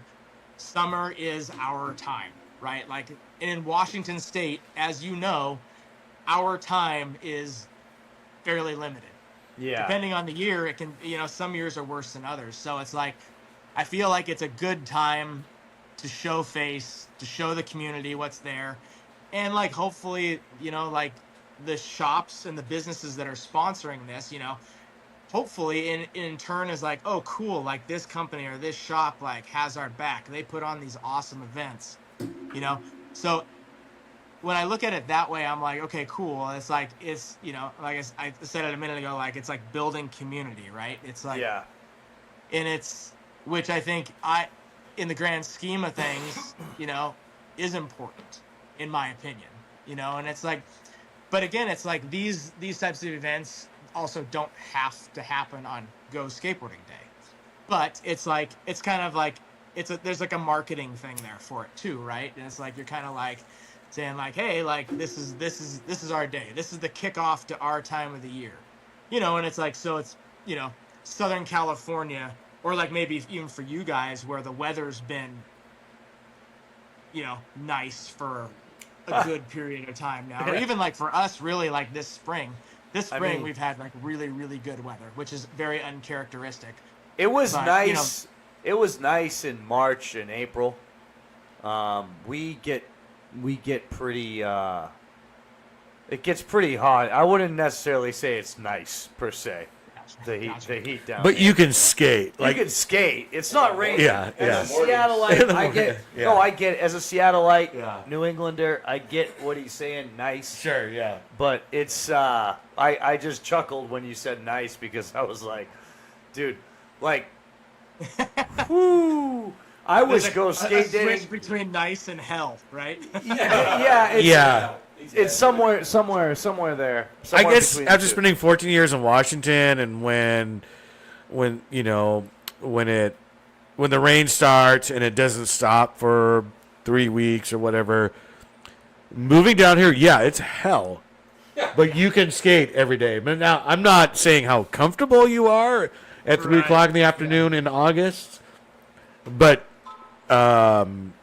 what I like about here is, you know what, if you want it, go out and get it, or just wait a few hours as the sun goes down. And even it's not necessarily cooler. It's just, but yeah, I don't know. But living for 14 years in Washington, I know exactly what you're saying. Like you honestly do not get the opportunity to skate every day. So it's like we're like frothing at the mouth for this time of the year, Exactly, It's just yeah. like fucking get it. Yeah. Yeah, that's one of the things that I admire about that part of the world, man, is like when it's for when you have a nice day in Seattle, it's like you always see people out riding their bikes, skateboarding, running, whatever it is they want to do. They're not fucking sleeping in or waiting for it to cool down. Like Right. in Texas, it's like you can have a tendency to maybe you skate at night or skate in the morning, or it's like you kind of choose your battles. It is nice a lot. It's skatable like 80% of the time here, which is nice. But it's brutal. It's fucking brutal to actually skate in this weather. It can be quite taxing. I can imagine that. But to You your got to come point- down here. Yeah, you ought to come down and shred, dude. It's there's Dude, so I many, want there's to. so many I want spots. to. I'm gonna There's- one of these days. I'm gonna take you up on that. You ought to, man. Yeah. You got Yeah. you got places I'd to love- stay. I'd love to come down there. Yeah. Yeah, there's a lot of good shit to skate, good shit to eat. It's a pretty really nice zone to spend some time. But to your point though, Seattle, I mean, oftentimes, like, you know, I being like an adventurer, I'd be like, okay, maybe I'll drive to fucking I don't know. I'm trying to think of a random park. Well, we did that. I remember one Thanksgiving, you picked me up from work or something, and we literally looked on a map like, oh, I don't think it's raining in, I forget where it was, like Mongochatter or Oh, the place with what's the, even further out. the place with the fake trees that you can skate. Yeah. And it was raining all the way there, and I was like, and it was and we were in Thanksgiving traffic too. Do you know that one, Austin? I forget. The fake trees. Fake trees, no. It's somewhere out It's like a Grindline Park. It's by like Cleellum or. oh, it's not that far out, You know, but it is kind of on the Enumclaw. way to all that shit. Yeah. Oh, you're talking about it's got like. You're talking about the one where it's like the ledges have like they're up on tree stumps. Yeah. Yeah. that's Yeah. one? Snoqualmie? No. Oh. Not Snoqualmie. where- No. It has a name. Anyway. But anyways. Oh well. Okay. Here's an example. Like Darrington, right? Is that a park? Darrington. Yeah. That's kind of Yeah, like yeah, a that's far-flung out- park. That's out got- in BFE, yeah. It's got a nice bowl and all that and all Yeah, that. yeah. But you know, you as a Seattleite skateboarder, you make the pilgrimage and you take the hour and 40-minute ride or 15-minute, whatever it is.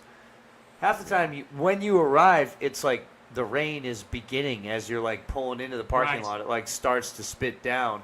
That was such a common thing. I would drive for 2 hours, get to the place, and I'm like, yeah, like fucking tighten up my shoelaces, and it's like the rain just starts, and you're like, okay, I guess I'll drive back home another 2 hours, you know? Yeah. I mean, that happened to me at Port Orchard, dude. I would drive down to Port Orchard, and it'd be raining down there, and we'd squeegee out a little tiny part of the snake run. Because you were out there as well, right? Yeah, so that was the event that we did on Sunday. Okay, so that was a Sunday thing. Yep. Damn. That's Yeah, kind of that cool.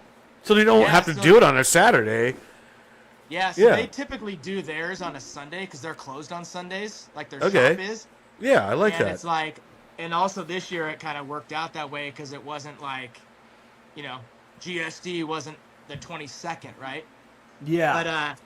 But dude, Ian and Ashley, like, do you know them that run Unity Skate Shop? I don't they're know awesome. if I do. No. They're such awesome people, and it's like this year they just celebrated their 10-year anniversary of being open. You know, so it's like every year they team up with a nonprofit. Like, so this was my second year helping sponsor like their event, and last year they did like a canned food drive, you know, for the local food bank, and then like this year they did a toy drive for like, you know, underprivileged kids in their community and whatnot. So, you know, they're always doing like cool stuff like that. The Rotary Club comes out every year and does a free barbecue. They're barbecuing burgers and hot dogs and have water, and, you know, they're feeding everybody that's there. They always have live bands that come. That's sick. That's always such a Yeah. that's always such a plus, you know. Yeah, and they always have like a really gnarly like bowl jam. It's like, so that they do like there isn't like a traditional like skate contest. They'll put it like best trick on a few different obstacles, and then they do like a big bowl jam. There was some really like gnarly like bowl skaters over there. Eric Winkowski was there. And he was just ripping. At your event on Sunday? Yeah. Oh, sick. Yeah, he's from the he's area, good. right? Yeah, He's No, not- he's like I think he's an SD dude, but he's homies with all like Oh, is that Seattle? Dude? with the what's it Planet Max and all those guys. Yeah.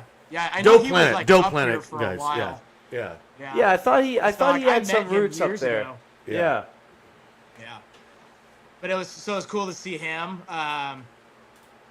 He wasn't skating, but Peter Hewitt was there with him. Oh, no way. That's Yeah. sick. So he was like signing autographs for people and taking photos and stuff. And Smoking weed. Yeah, let me tie this all together because we were talking. I don't know if you were watching this earlier, Austin, but we were talking about Nike and all this stuff. And, Peter Hewitt got kicked off Nike for smoking weed or talking about smoking weed in an interview. But when I met Hewitt, I was working at a dispensary and I had all this free weed. I was getting free weed all the time. Like they gave us sample, like different products to sample and take home, and we'd like write it in our little journal. And the more entries you did, the more like plentiful like samples they'd give you. So, anyways, it happened to be a day where I would get these bags, these brown bags, these sample bags, and they'd have like a couple pre-rolled joints, a couple edibles, some salve, all kinds of crazy shit. And I saw Hewitt at the Lard Fest. Oh, yeah. And I was like, Hewitt! And I just gave him my sample bag. I was like, this is for you, dude.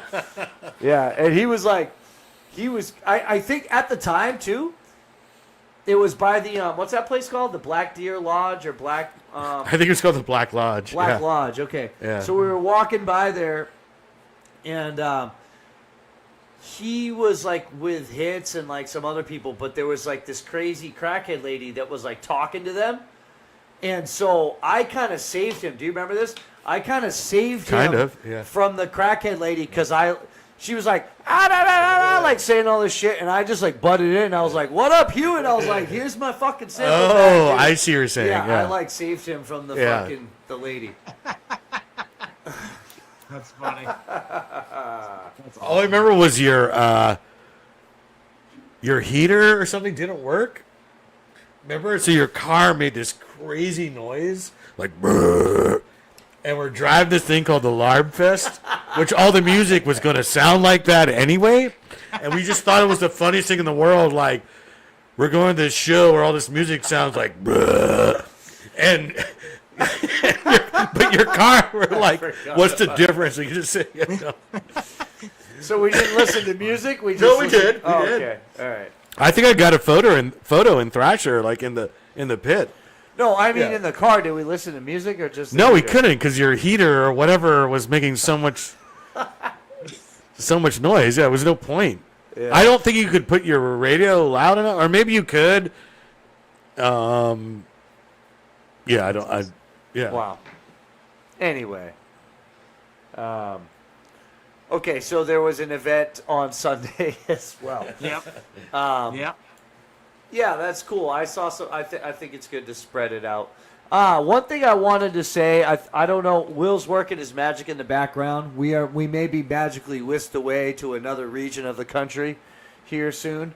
But one thing that I did want to say, dude, was I think it's rad that when you were talking to a lady that was like, "Thank God you showed up." Now I'm saying this. You're not saying this, okay? Because it's just nice that.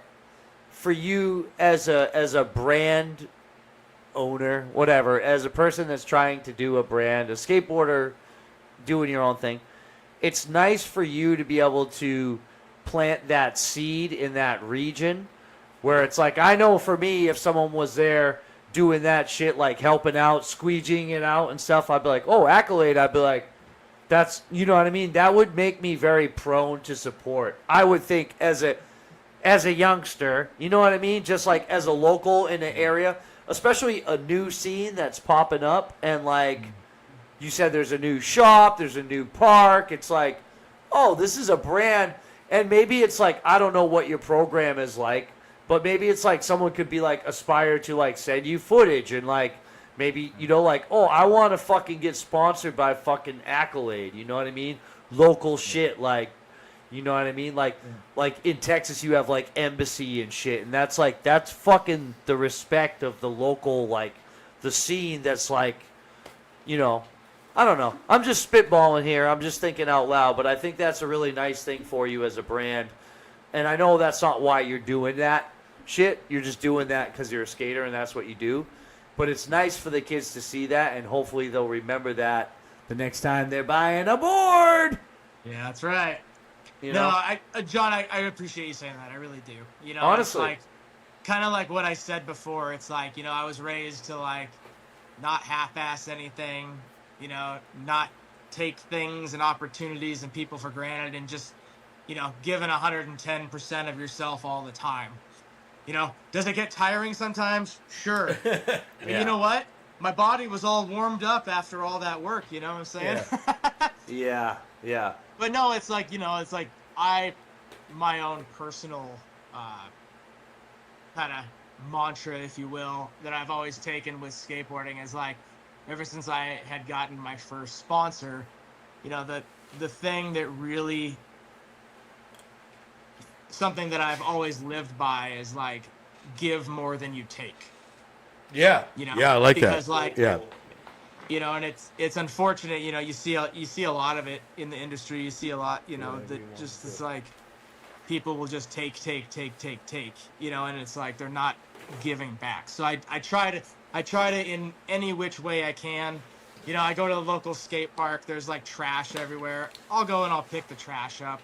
Not because I don't want to do that, but it's also like this, people from the city show up. They're like, oh, they fucking trashed the park again, you know. And it's just like the stuff like that. So it's like, you know, it's the little things like that where it's like trying to prove that like there's good in all of it, you know.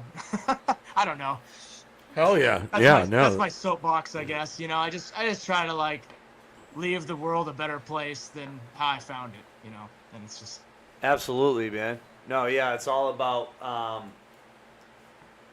that, whatever the little things. I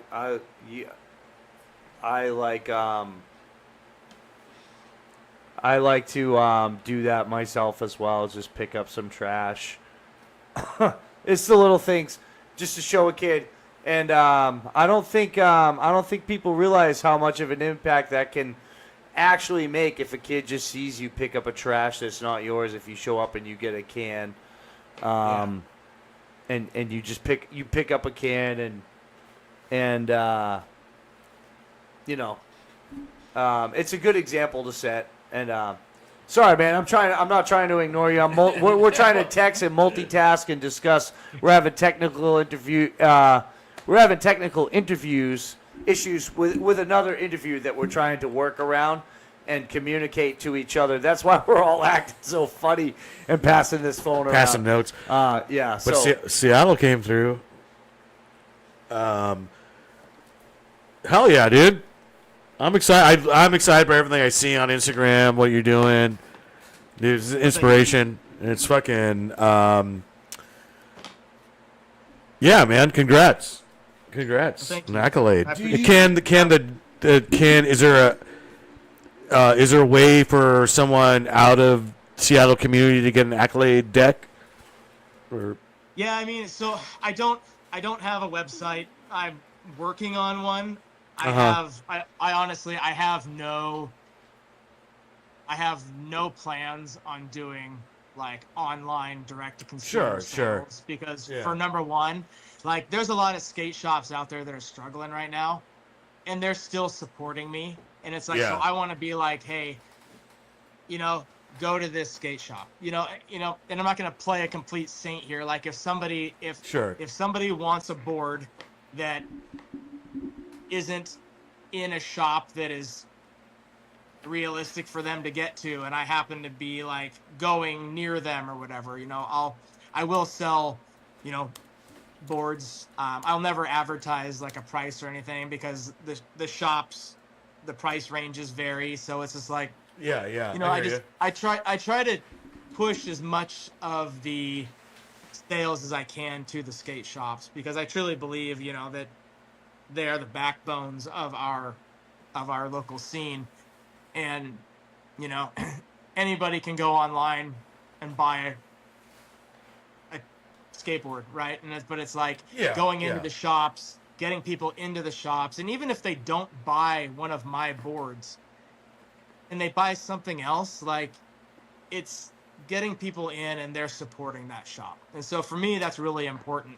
So on that, if I can really quick, I would like to give a quick shout out to the 12 different skate shops that are currently Yeah, do it, man. Hey, run stocked it and selling Accolade skateboards. Run it, and can I just say something real quick before you do that? If this doesn't, I don't want to affect. Well, I want to like sort of set the tone here for a minute. Baby Dave, our representative from New England, is having an emergency. He's not able to join us, and it seems like our friend here in San Antonio is not able to join us. He's having technical issues on his end, so. Please run up the 12 shops and take the time, sink your teeth in. You can tell us about them. I have a couple questions I want to ask you before we hop off the horn here, if y'all don't mind.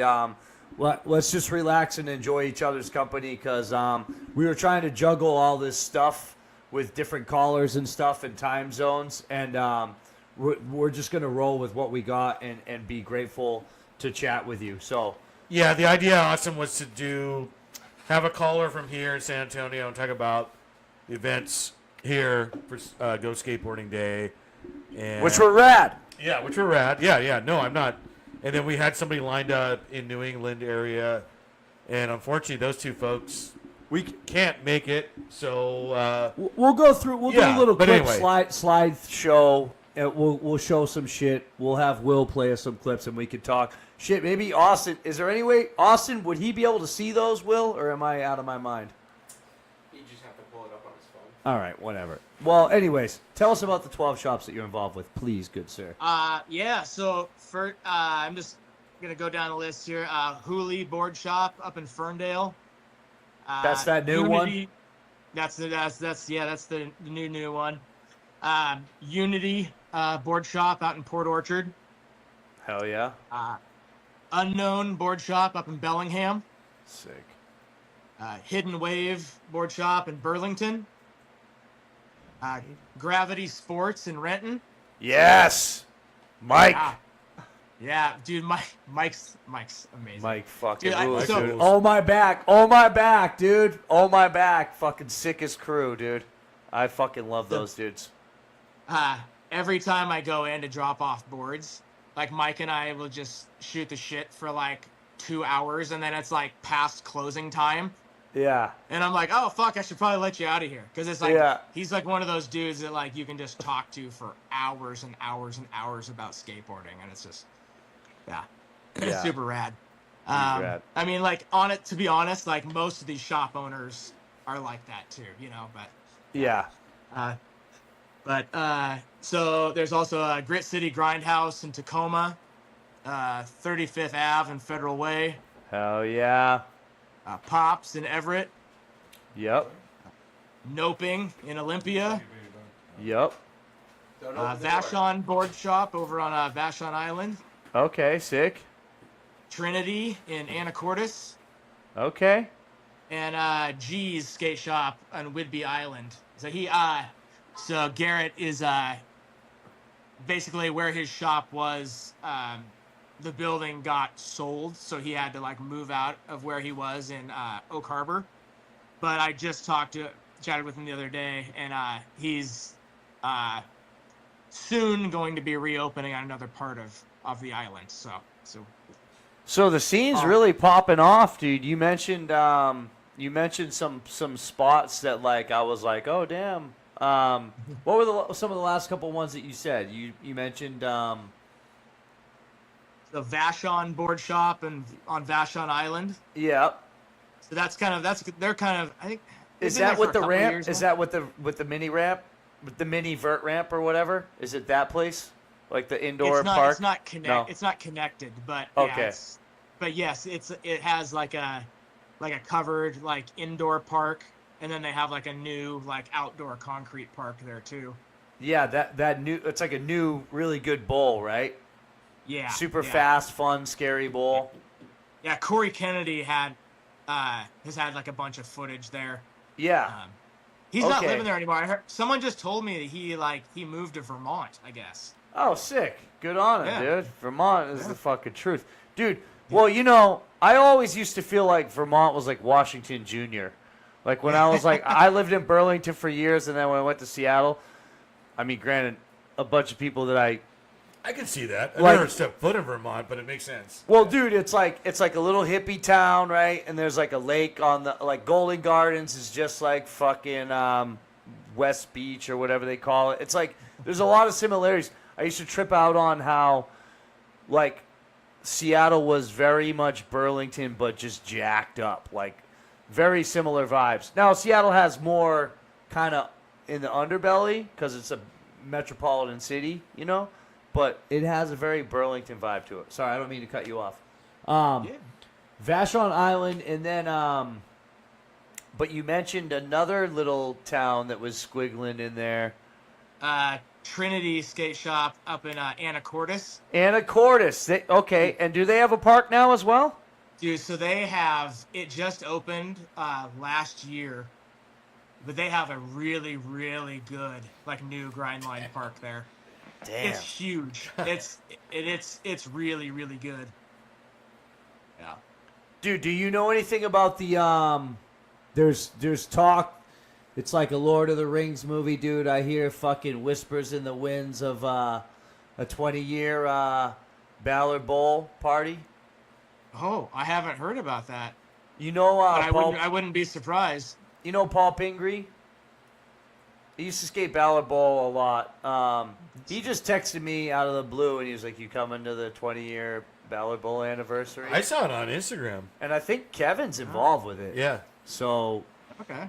that makes it pretty I fucking. think it's in August or something. Dude, that's been there 20 years already?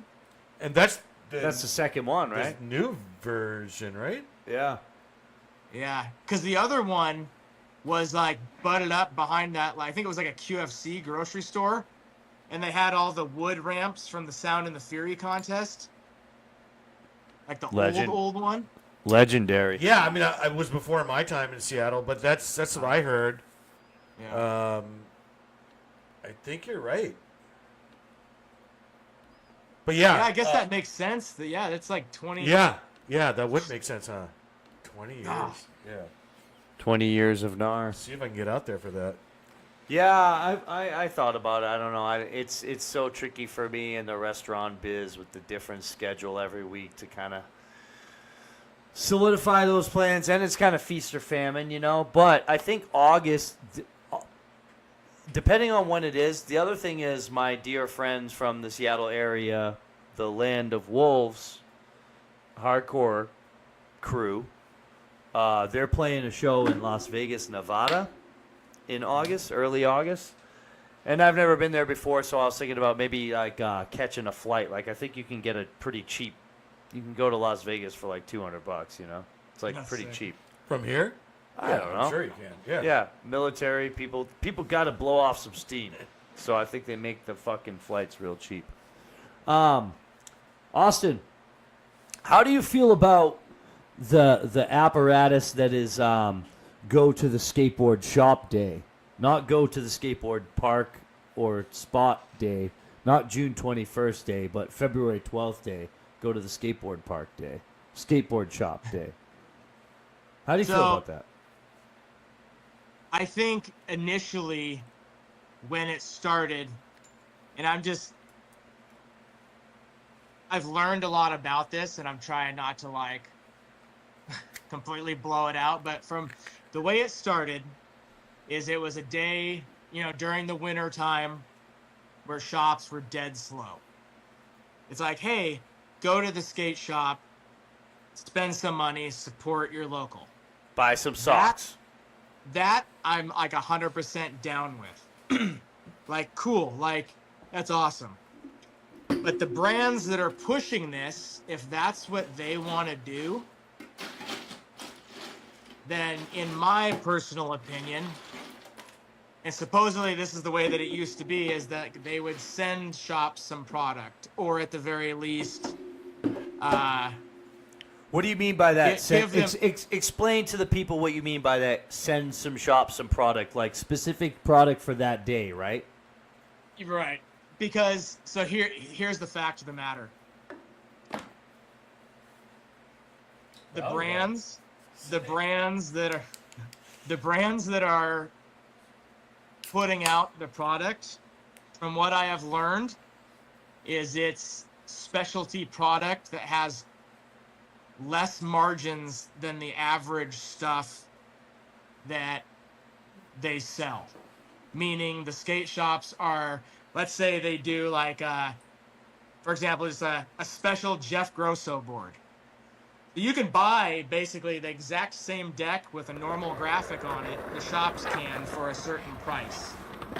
From what I've heard from some of the shops is that these special skate shop day product actually costs the shops more to buy, and they are also, the shops are being told you cannot sell this product below this MSRP. So Yeah. it's basically the shops are having to spend more to maybe sell a more expensive item. In my opinion, the overlords of this project should be, if they want to do this, the way that you're really going to help shops if you want to do specialty product for these is give the shops a better margin. Give them like deeper discounted products, because the fact of the matter is, and I'm throwing Deluxe out there because they're the we know, you know what. everyone knows. Yeah. So like, it's not costing Deluxe any more money than to print any of their other boards. So why are they charging skate shops more for these? And then in turn, the skate shop has to sell these higher so that they don't get buried. Right? Yeah. So, and it's like, I know that there's a lot of shops, just with the current state of the economy, people aren't spending as much. And like, I know that there was a number of shops, just based on conversations that I've had, that are like, I'm done with this. I'm not going to participate in this anymore, because it's become and these are my words, not the shops, but it's become a cash grab for these big corporations. Yeah. And it's more of a cash grab for these corporations than it is helping skate shops. You know what I have come to sort of dislike about it, and it's tied into what you're talking about, less on the business side, but more like, I guess, culturally.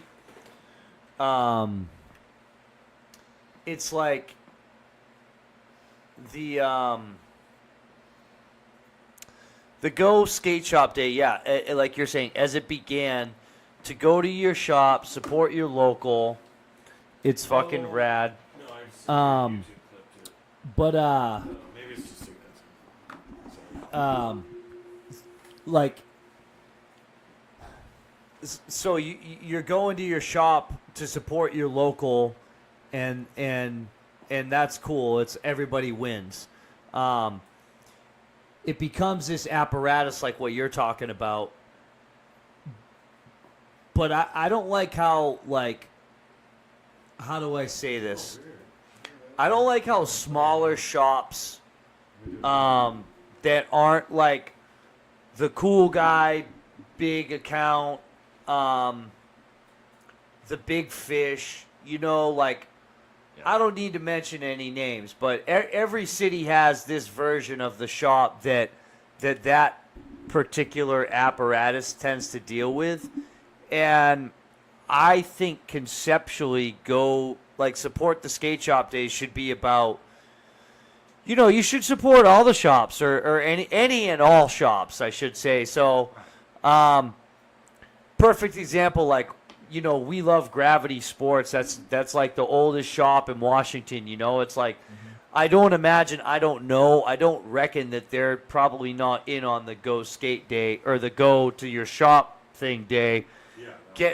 Getting the shirt made like the sanctioned, you know, DLXSF shirt with like that. Because I've seen how they do it in every market. They kind of pick the shops that are, and let's face it, those shops, they are the rad shops, but those are the shops that really have the fucking capital and the swaying power to have a fuck ton of shoes on their wall and shit like that. So I just don't like how it's in the guise of support your local shop. It's like, what if my local shop isn't the big guy? What if my local shop is the OG mom and pop? Or what if my local shop is the kooky, corny, fucking longboarding, fucking scooter shop, and that's fucking that's where I go. Fucking whatever, dude. Like, I'm not supposed to go to that shop on Go Skate Shop Day. You know, I don't get that. And from my understanding too, with like some of the shop owners that I've talked to about this, is that when it first started, there was more that was being done to like, hey, we'll sell you this at a better price point so that you can sell it and you, the shop, can make more money.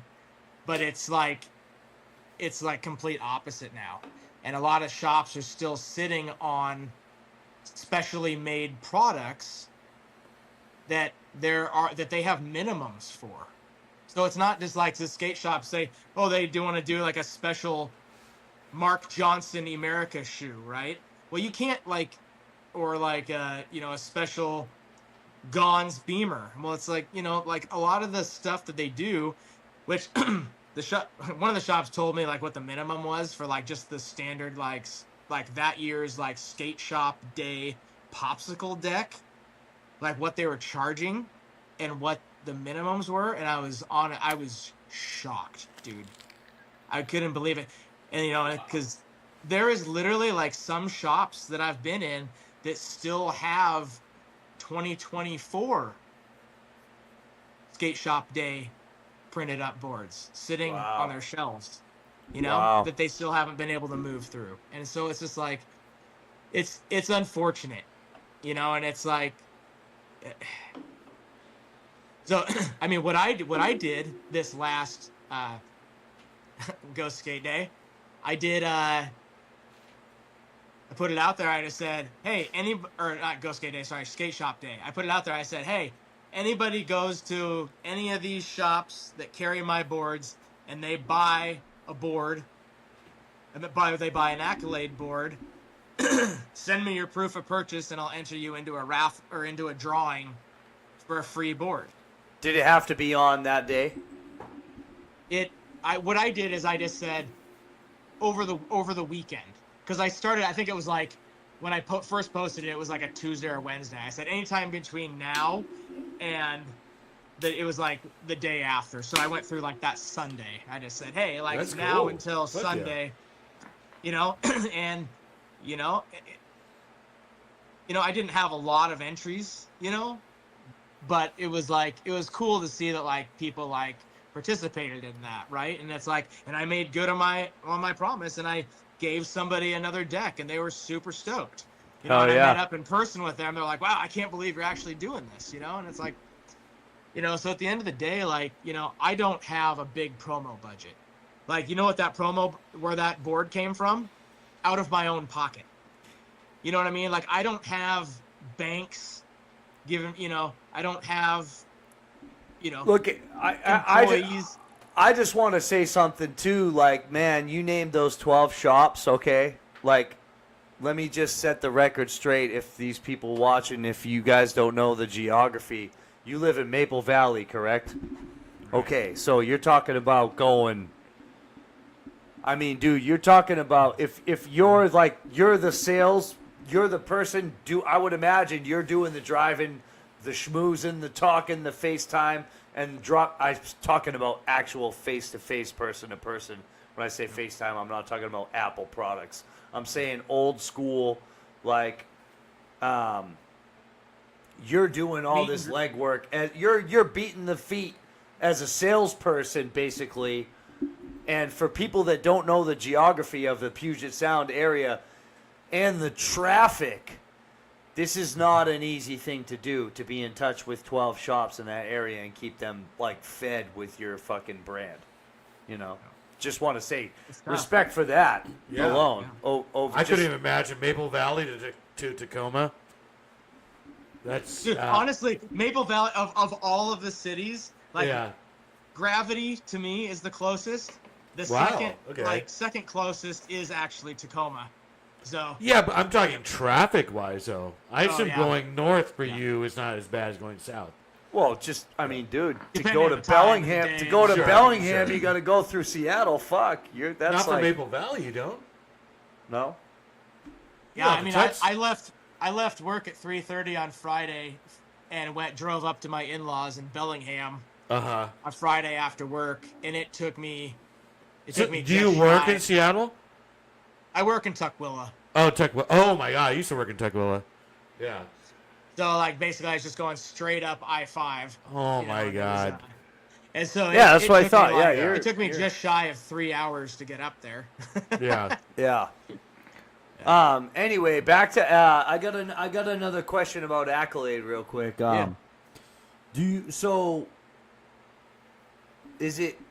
Is Jerry on the team? Do you have a team going right now, or how's that work? What's going on? So tell me about the program. So the program is the team is just Jerry and myself. My wife is very good with like numbers and math, and she like helped me create the plan, right? Like I need to do this much business in order to justify, this and this and this and this, and it's like I'm hopeful that, by the end of the year, I mean that's my goal, is to be able to add another person. It'd be awesome if I could add like 2 more people to the team, because Me and Simon and Will, for example. It's like I can't give away the farm. I have justifiable goals that I have to reach in order to be able to say I need to give X amount of product to X amount of people, right? Yeah. And my wife helped me like create a plan for that, and so we're working towards that. This last winter was really, really slow. As a brand? Thankfully it picked up in the spring, like when the weather was getting better and whatnot. And, I'm still like weekly phone calls, emails, text messages, Instagram messages, to, the shops that I'm already in, plus additional shops and whatnot. And so, what I've always wondered about, man, and because we have friends here in San Antonio that do smaller brands, and like we were all friends with like Watson and shit, who did home skateboards in the Seattle area. Mm-hmm. Yeah. And you were riding, and Jerry actually were riding for Let's Go Skate. And so you could talk about this probably on both sides a little bit. I know you're saying Accolades like is your first foray into a brand owner, whatever. But what I've always been curious about, and I'm sure it's different for everyone, but maybe we can all talk about this and have a little insight. Because I know I've been curious about it, and if I've been curious about it, 100 other people have been curious about it too. Is like, as a small brand owner, how do you delineate, like,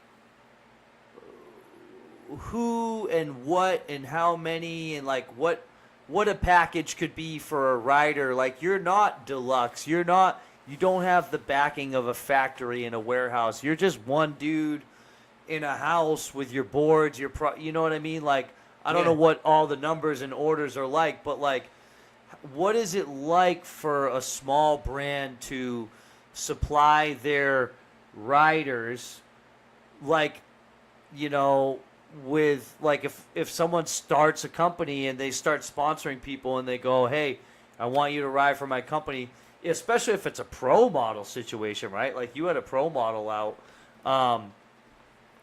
What's that like dynamic like to your experience? Speaking for like just specifically my brand.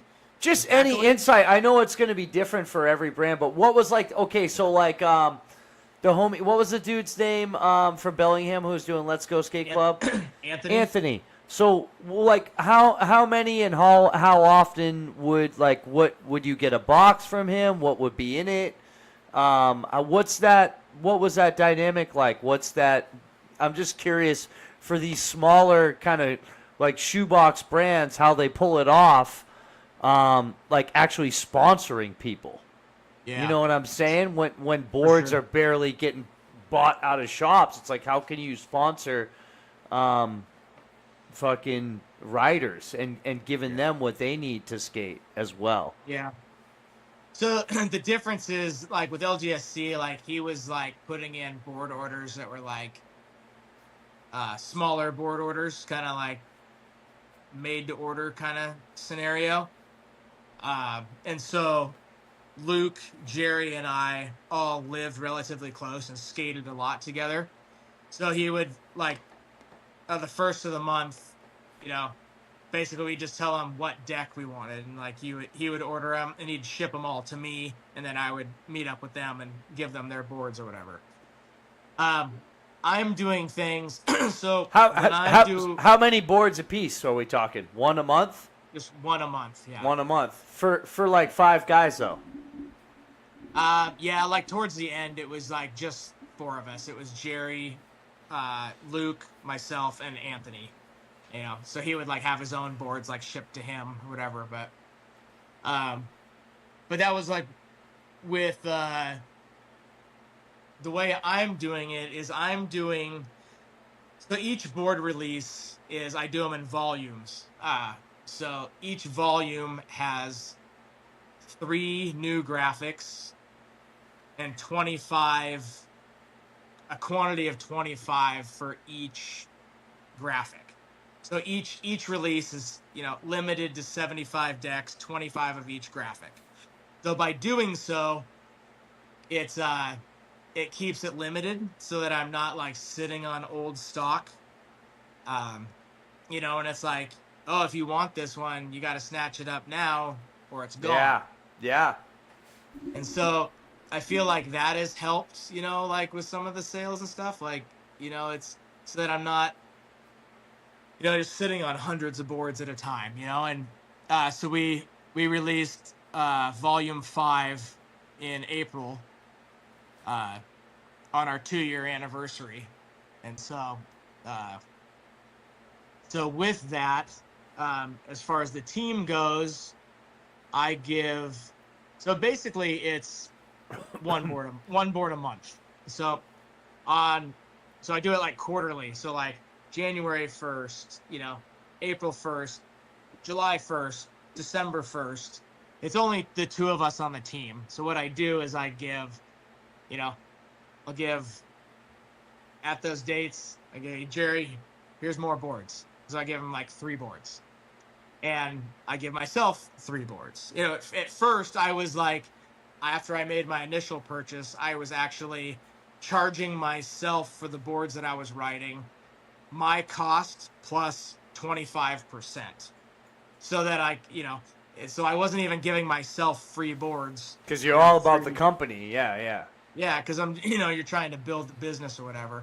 And so after about a year, I finally started giving myself, my free board. But it's like what I do, All right, you're on the team, Austin. Yeah, right. And but yeah, it's and thankfully, 3 boards over the course of 3 months has lasted us. It's like I haven't had to like give myself extra, or I haven't had to give him extra. I was curious about how long you're riding a board for these days. How long would you say? Well, so for me, it's like what I also do is in the summer months, I'm going through boards faster than the winter time. So in the winter time, a board could last me a month and a half. In the summertime, it's like I'm going through boards a lot faster. But I also have like multiple setups. So I have like I have my normal my everyday rider, and then I have like a curb setup. which has like rails and like smaller wheels. So it's like if I'm just like skating curbs one session, then my normal board isn't getting anywhere. So I kind of do it that way. And then it's like I have a base if I need to or want to buy myself another board. I have like a base pay that is above my cost, so that I'm definitely not taking anything extra for myself. So it's like, oh yeah, like people are always like, oh yeah, like you have your own company, you can just skate a new board every day. And I was like, well, no. It's like, would I like to be able to set up a fresh new deck every day? Well, fuck yeah. But then it's like, you're just stealing from yourself and you're just putting yourself in a hole. So it's funny. Like It's kind of like how selling weed used to be. yeah. Don't get high on your own supply, right? Like, Yeah, exactly.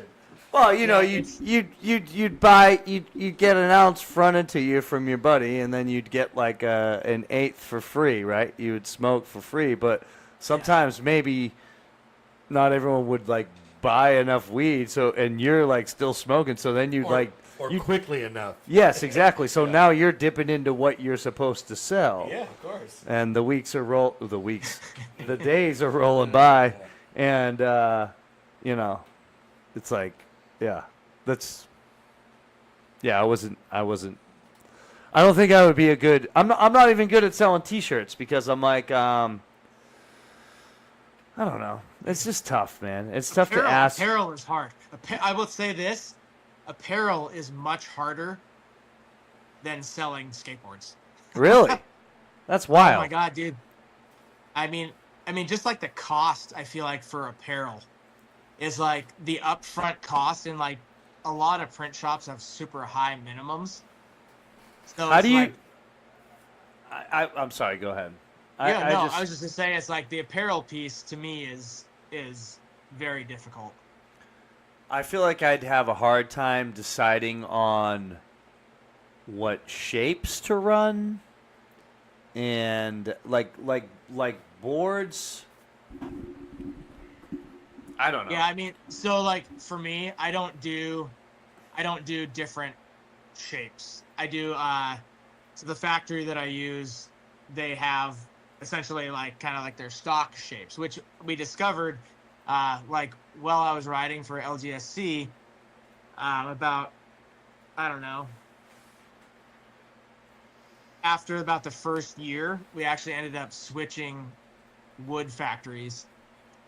It's the other one, there was like issues with like people getting their packages on time. The factory was less than satisfactory to work with. They would promise us a delivery date and it'd be showing up way later, and it just wasn't a good thing. So that's when we actually found the factory that they used for like the last like 3 years there.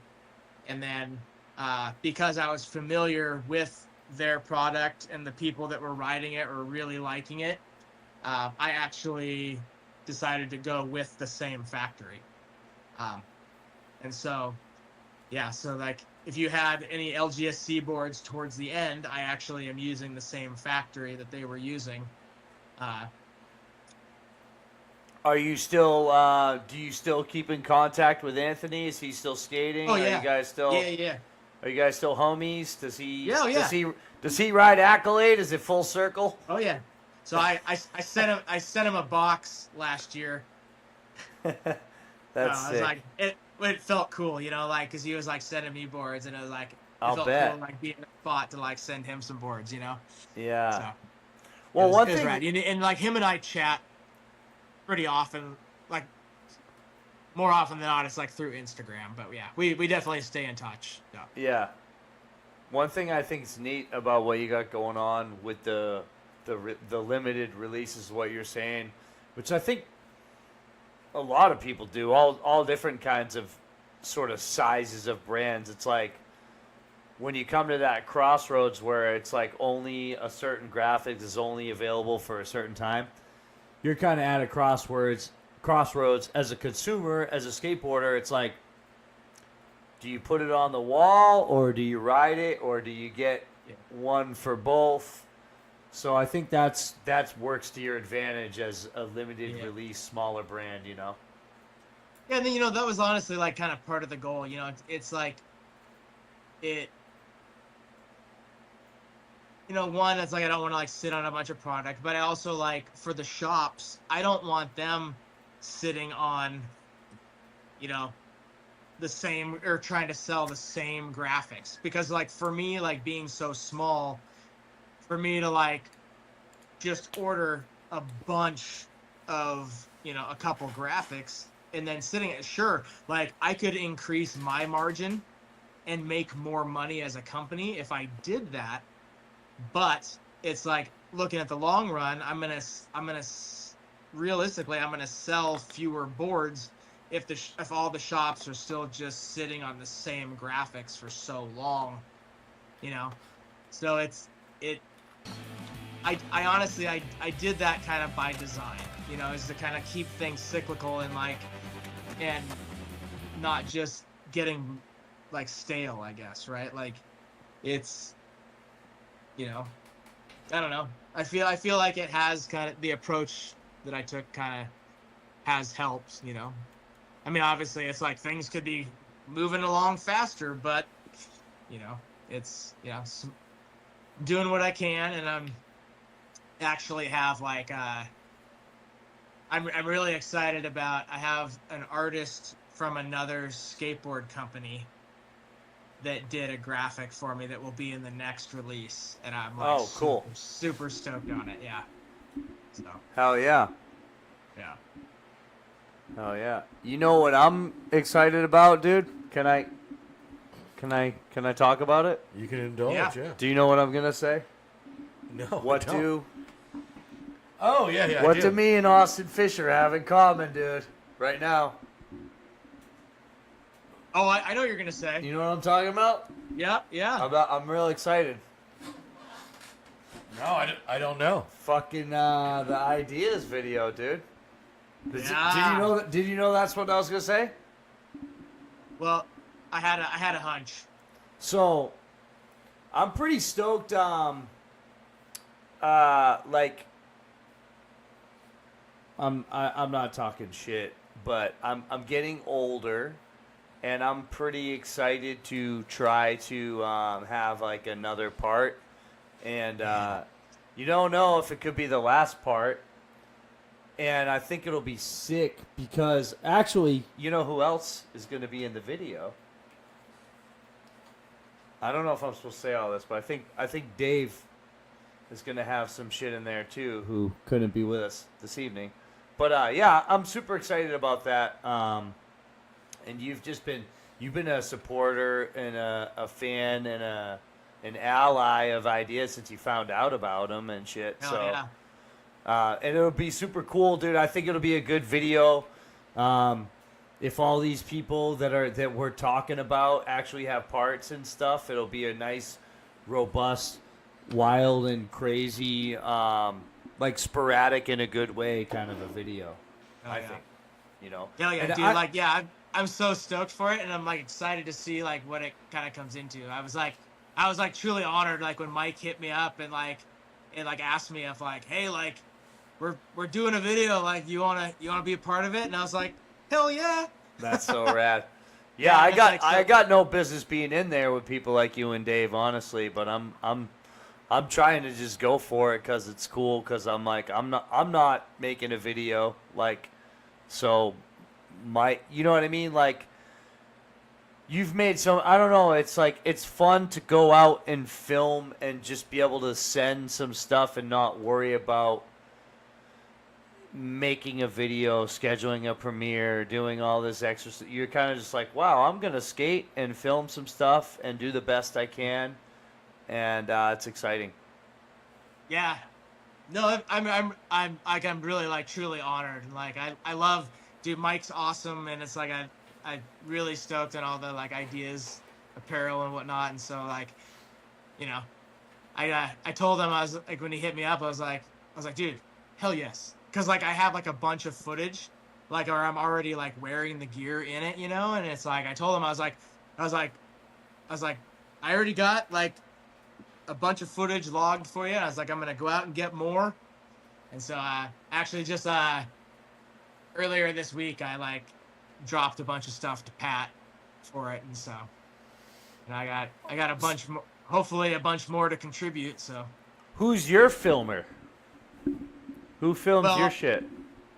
I mean, it's just the homies. It's like I don't have like a filmer, you know. It's like Jerry and I both have cameras, Yeah. you know, and so like we are the filmers, right? Like, and it's like the homies who come out and skate with us, and like that's always been like the spiel, and like, you know, with all the videos, like the full length videos that I put out like every 2 years, is like, yeah, I own the camera, or like, and Jerry has always owned a camera, you know, and it's you know, there'll be a few other people in the mix that like will have cameras and footage and film and whatnot, but it's like, you know, all of my videos, it's like, you know, yeah, like Jerry and I do like the majority of the filming, but, you know, a bunch of the other homies, you know, will step in and take, you know, you go to a spot, not everybody in the crew is like got tricks for that spot, so it's always kind of been like, hey,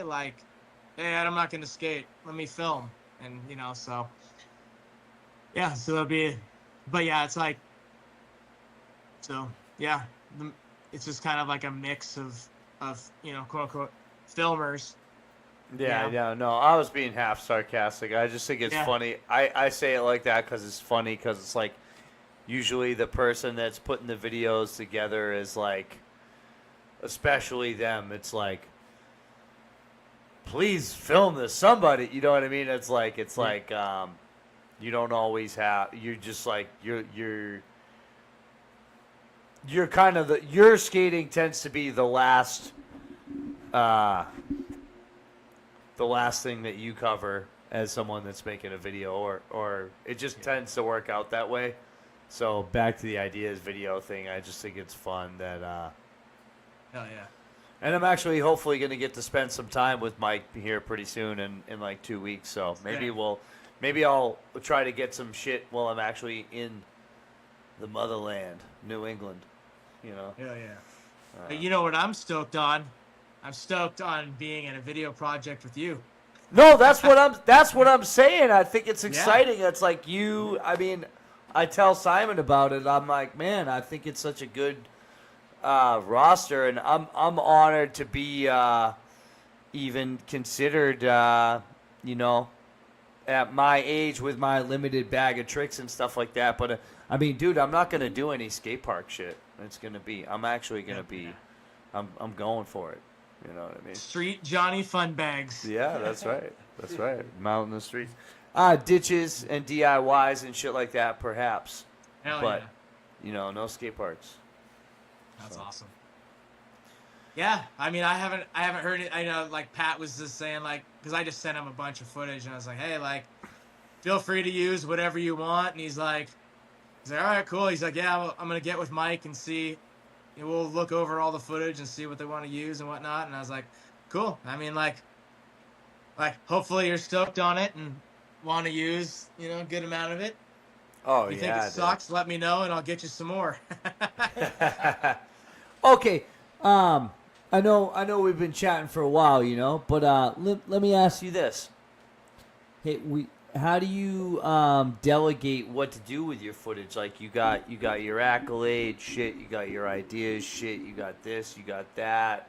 It's like, can you send this clip to this? Can fucking Mongochatter use this? Can so and so use that? How do you decide what to do with all your shit? Or do you know, or do you care, or how's it work? Ooh, that's the golden question. I mean, that's like, you know, it's not uncommon that you know, for me to be working on multiple projects at once.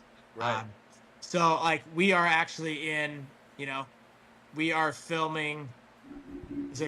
Like our crew are filming for my next full length video through the end of October, and we will be premiering it at ATS on Saturday, December 6th at 7 Oh, shit. p.m.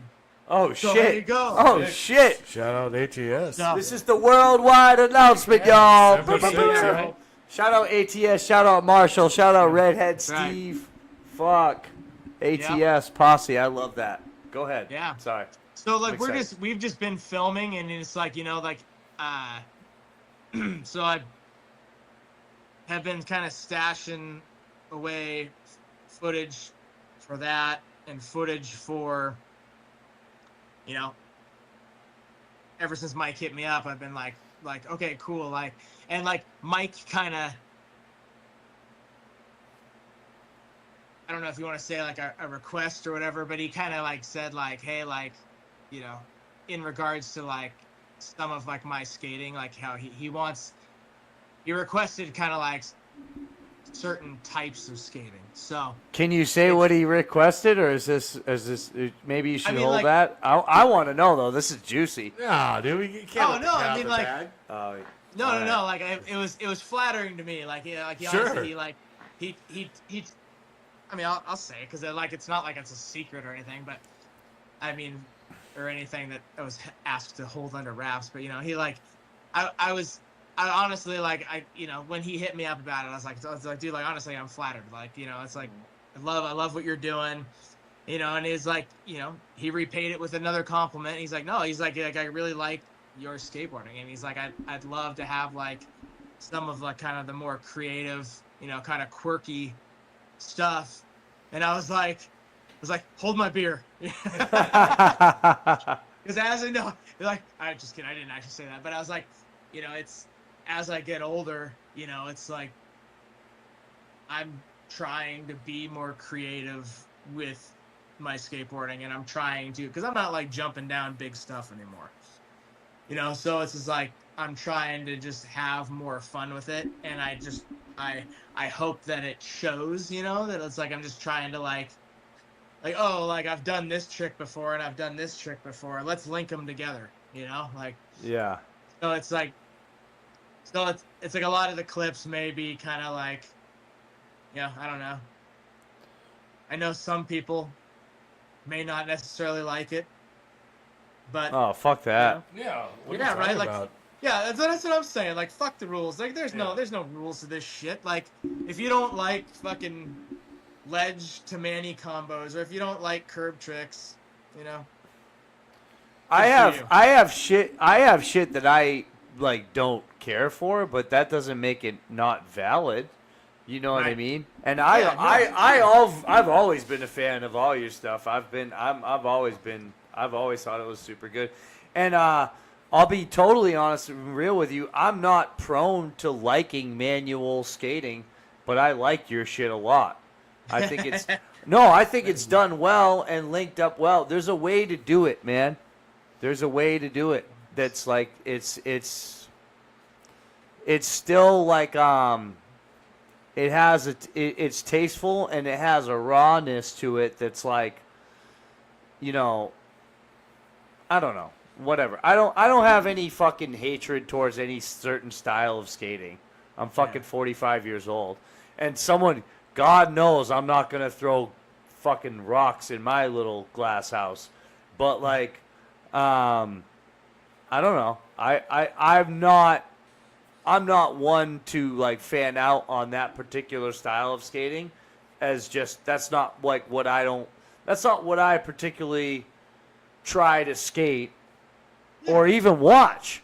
But I like the way that you skate, and I've always been a fan of your skating as long as I've been aware of it, dude. You know, honestly. Thank you. Honestly, I appreciate that. I really do. No, You know, seriously. it's easy for like, you know.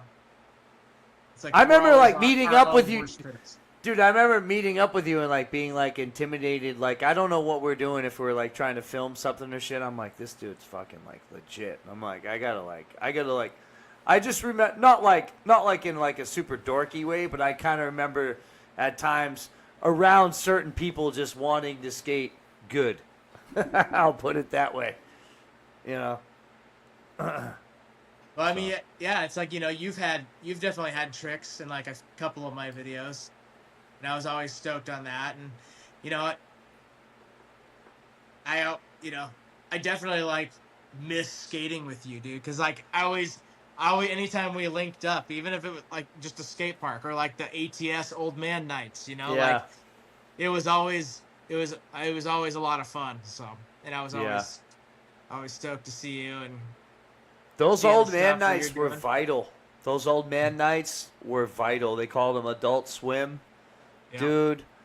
And a motley crew of motherfuckers that I didn't even know their last names, but I would want them at my weddings and funerals and shit like that, these people, Right? because... Yeah. And in Seattle, dude, with the rain in the wintertime, dude, just getting in there once a week. And it was strict, too. Like, people would be like 25 or 27 or 29, and people would be like, nah, motherfucker. Like, Redhead Steve would be like, you got to leave. He'd be like, this is our time. Sorry. Like, it was strictly old man night. You couldn't be under 30 and skate at the park at that time. And I liked it. And not just because I happened to be over 30. I just thought it was the right thing to do. Yeah. No, and like that was, because like that's where I met you, and that's where I met a lot of people. It's like, Yeah. and people who I still skate with and are homies with, and during that time, it was definitely an era. There was like, and it was almost like,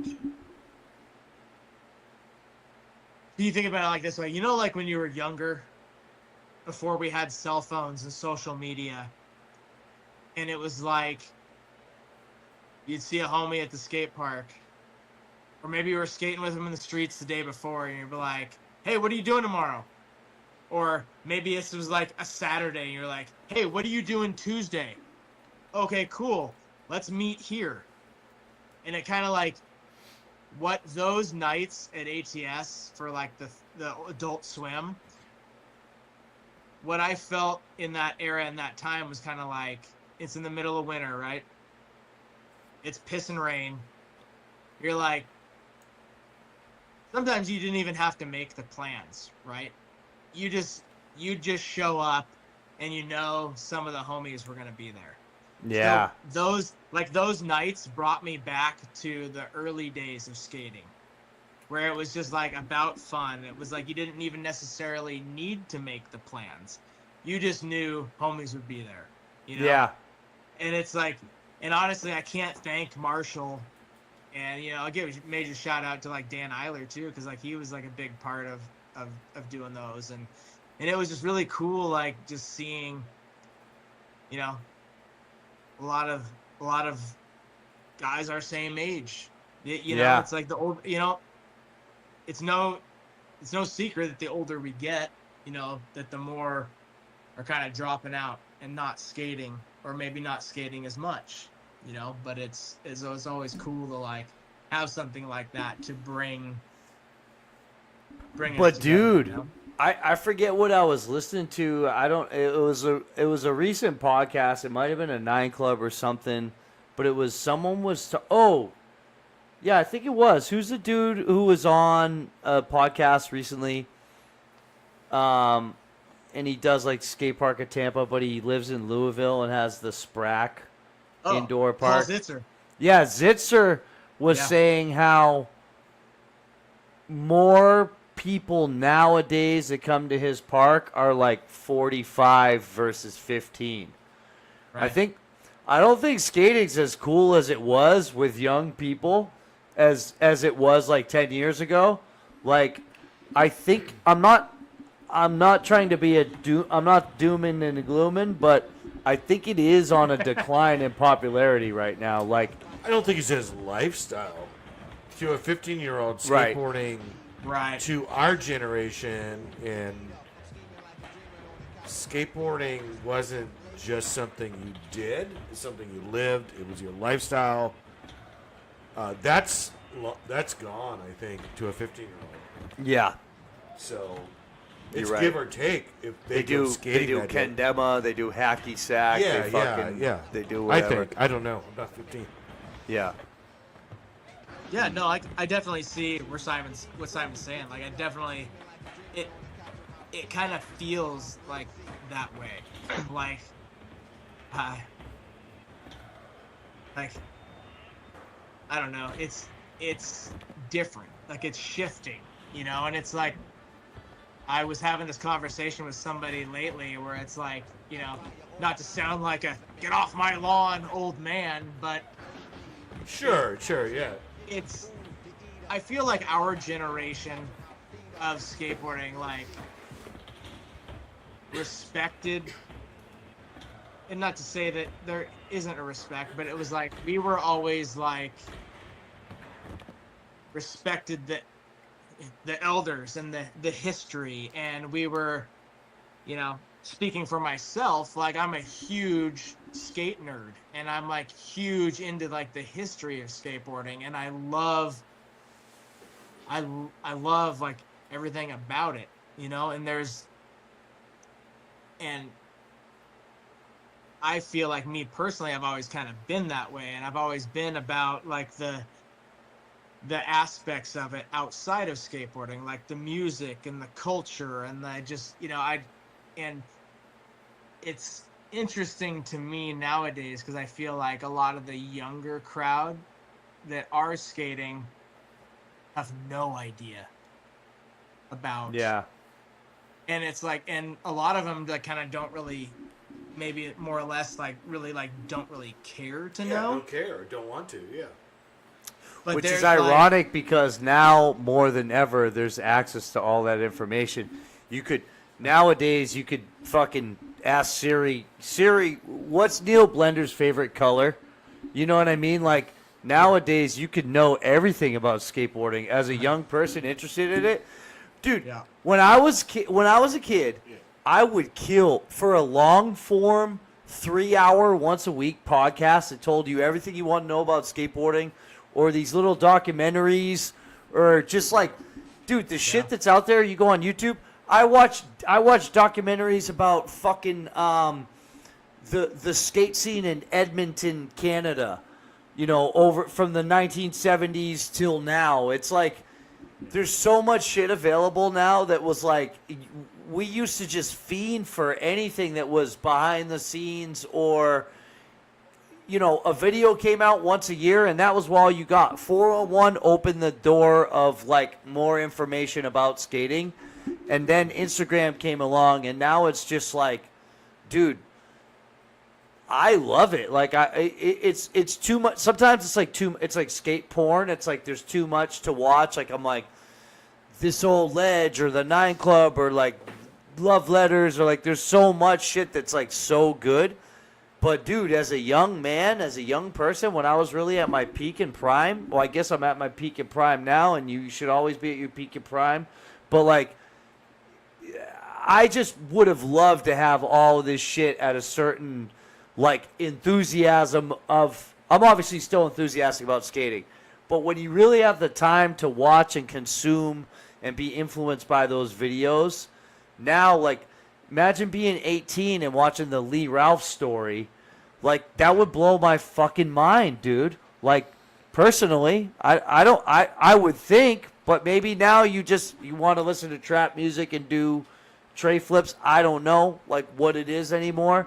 But I just think it's rad that all this content is now available, and we would have killed for shit like this back in the day to have all this information.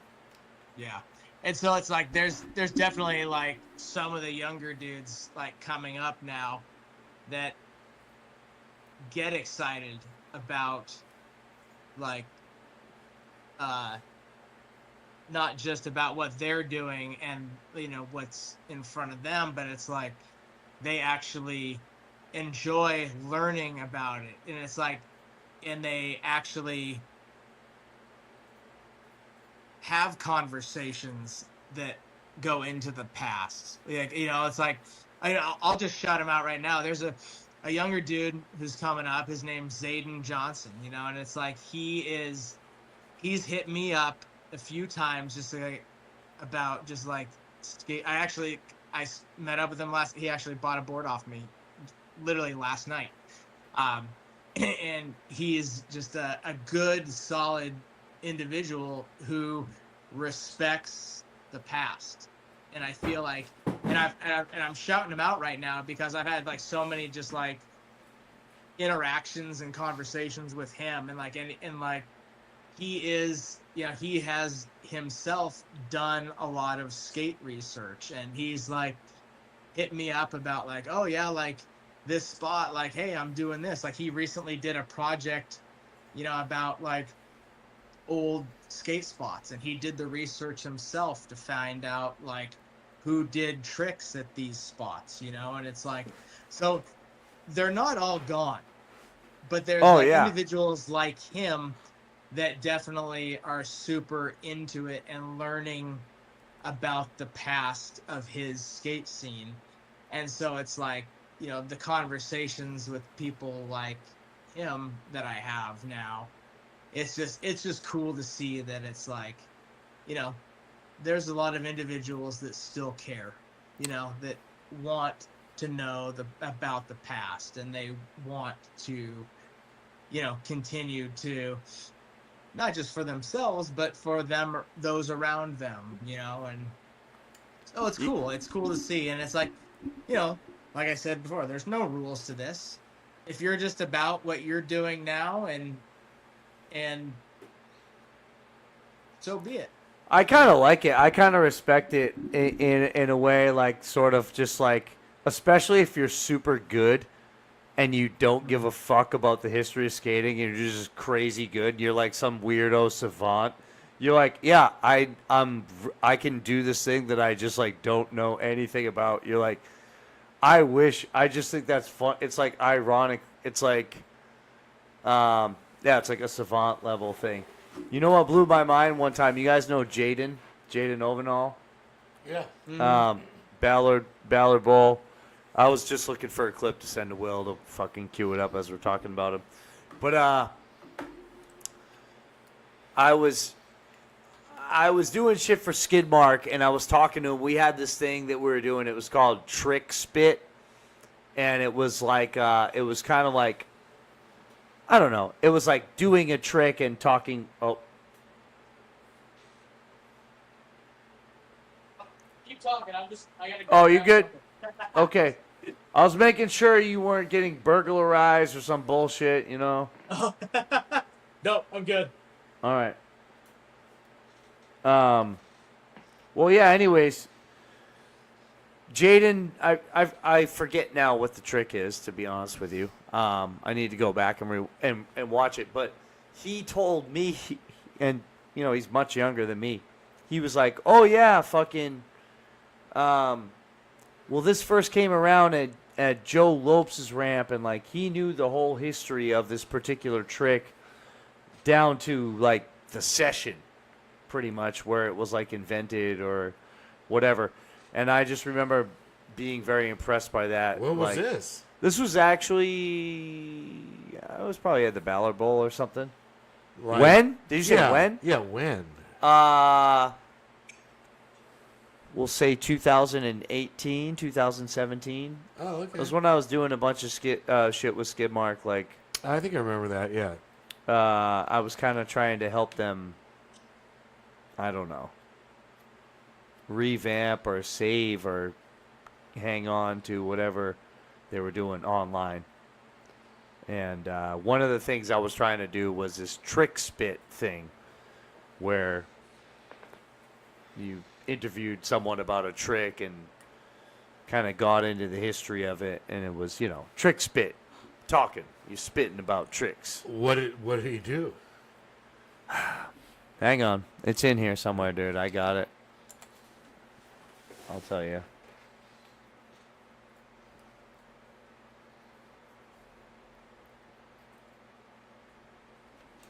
Yeah, Jaden was sick. Yeah. One of my faves, dude. He was awesome. Joey had a very loving pet name for him, Hella Spots. Because, I think this was years when Jaden was really, really young. And Joey ran into this skate. I forget the whole story, but apparently Jaden at one point said, I know hella spots. So, yeah. It's funny because I It's a used loving pet name. Like, it wasn't, like, I don't think he's, yeah, I guess he's making fun of him. But at the same time, like, all due respect, Jaden fucking rips. Yeah, he's fucking rad all the time. I don't know where the clip is. I watched that dude one time. I was at Marginal, and I watched him fucking break his arm or his wrist or something, and I was just like, oh, dude, it was gnarly. Damn. Dag. Yeah, Yeah. Marginal can be an unforgiving place. The Northwest Humbler. Dude, the whole Northwest is just a humbling place.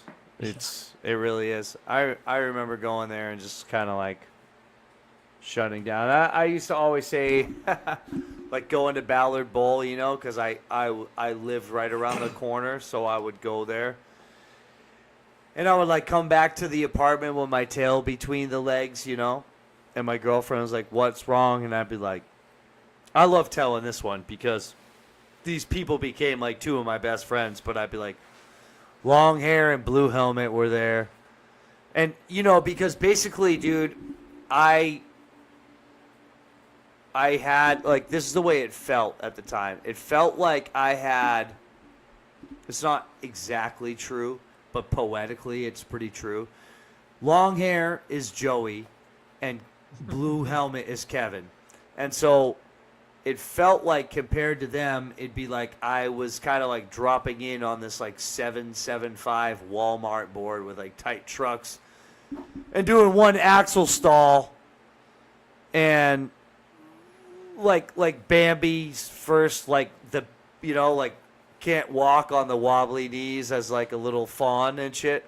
And these dudes are just like decimating it. And, yeah, I thought I was good at skateboarding until I moved to Seattle, basically, is what I'm trying to say. No, it's true. That's definitely true. I thought I was. And then I would go to other places after that, and people would be like, you're like, after I lived in Seattle for a while, people would be like, you're pretty good. And I was like, no one ever said that to me before until I had spent time in Seattle, dude. I'm being dead serious. It made me such a better skater living there. Like, I can't even describe it. All the just the words grind line. Like, it's such a mecca. Like, if you want to go skate somewhere. Texas too, dude. Honestly. Yeah. But I mean, it's funny. It's like, you know, it's like the scenes out there, you know, and it's just like there's it can, you know, lack of better, it make or break you or whatever, you know. But it's, you know, it's yeah, I don't know. It's always cool, like seeing people. I feel like sometimes there's a lot of people who's skateboarding, like, not just like their skill, but like their approach to skateboarding and how like their scenes can kind of shape that, or how they adapt to said scene or whatever. You know, it's just cool to see. Like I'm just a big fan of skateboarding in general. You know, and it's to me it's always fun to watch. You know. I mean, I'm a fan too. I'm just saying, like, dude, like the Seattle Rattle, that's such a badge of pride, dude. Like, you know what I mean? That's like, I don't know. I mean, I know people in California, everyone rides loose trucks, but that's just like the Seattle Rattle was such a rad thing to witness and be a part of. It's just like, everyone's riding these crazy loose trucks where if you look at them the wrong way, the axle's going to fucking quiver, and doing the gnarliest shit. And it sounds so crazy, dude. It sounds and looks so crazy. And it was like, I just loved it because it'd be like when Instagram was kind of first coming around and you could like slow footage down and you just see someone's truck like fucking in all slow motion, just like how crazy a trick actually was. Seattle skaters should be fucking proud, dude. That's all I'm saying. They should be. I don't know. It's funny. It's like, I've definitely had that experience in like other cities too. Like you go to like a spot in like San Francisco, you're like, holy shit, this is way gnarlier than it looks on video. Or like even like, I've only been to Los Angeles and skated Los Angeles one time. I went on one 5-day skate trip there. Sick. And it was a lot of fun. But a lot of the spots are actually way gnarlier than he gets credit for. I dream of like I've always dreamed of going to New York. I grew up like really, really loving like East Coast skate videos. And I even feel like a lot of my inspiration in skateboarding kind of like came from a lot of like the East Coast and like Alien Workshop type videos and whatnot. And, I feel like we talked about that like in my early days of Mongochatter in the episode we did, but it was Episode number 8. You guys can go watch it after this. It's but yeah, I always liked that rough kind of like East Coasty vibe, and I felt like Seattle kind of like in a lot of ways was kind of like a lot like that. Dude, we talk about it all the time. I mean, listen, man, the streets in Ballard. You want to listen to all my East Coast friends, dude, that you want to push down the street in Massachusetts? Okay, go to Ballard, Washington, dude, and push down the fucking street. It's like, it'll rattle your fucking teeth, dude. It will rattle your teeth.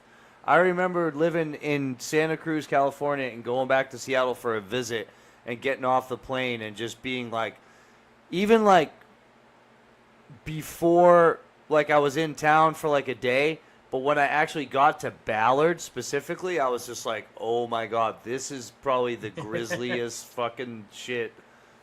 Yeah, Seattle's no joke when it comes to the crust. I feel like, I don't know. Again, I feel like it's, I don't want to start no shit. I don't want to say it's gnarlier than the East Coast, but Seattle just has that,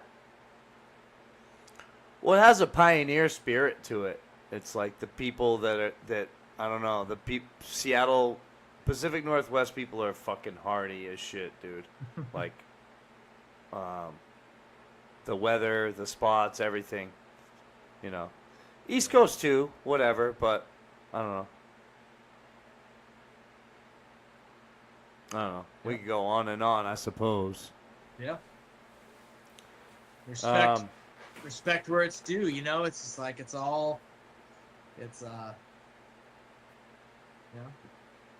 not everything's all sunshine and rainbows, right? Like, it's definitely not skate park ground. Yeah. No, although we are very, very, very spoiled here in Washington with Grindline. There's That's true. Yeah. a skate park in every city around here now, and it's not just cities, it's the podunk little towns that are getting big, fancy new great skate parks. Yeah, like real legit ones.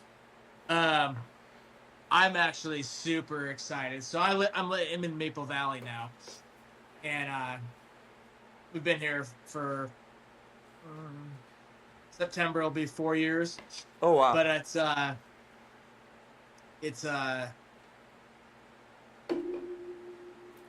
the town right next door, Black Diamond. I don't know if you guys have seen, but there is a new, like, over 20,000 square foot brand new Grindline park that is being built, or that is built and is opening on July 12th. Dude, So is it going to be? Huh? Go ahead. Oh, I was gonna say it's just massive, and it looks so much fun, and it's 5 minutes from my house. Is it going to be extra hard to skate? Because the town's called Black Diamond, so like it You know what I mean? It's like it shouldn't really be a beginner style park, no? Yeah. No, I mean it's got a little bit of everything. It's got big transition, small transition, street features. It's definitely check it out. It's Grindline on their Instagram page is definitely like posted about it a few times recently, so it's I went there the other day from behind the fence and took a little video. I'll text it to you, John, so you can see it. It's yeah. pretty sick. Yeah. It's Fuck awesome. yeah. It's exciting, man. Yeah. Always something Yeah. going on, dude. And that, like, it's crazy. Yep. You seen a lot of it come and go. Do you ever feel like it's like it's? I know we're saying it's getting small, but it's not small. But like, I don't know, man. It's just crazy. I wonder how you feel about it now because what it used to just be like Sumner and like right, like back in the day it was like Sumner. It was like one or two parks in the area, and now like you're saying it's just like.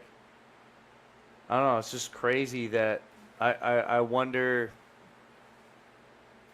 I don't know. My mind is blown. Skateboarding blows my mind. I've been monitoring it for some time now, and my mind is thoroughly blown. So, how do you feel about that regionally in your zone? Is it too popular? Are there too many people skating now, or not enough? Yeah, I mean, I don't know. It's weird. It's like, you know, there's a lot of skateboarders, or I should say a lot of skate parks, and but it's like there's some parks that are, you know, become more popular to skateboarders than others.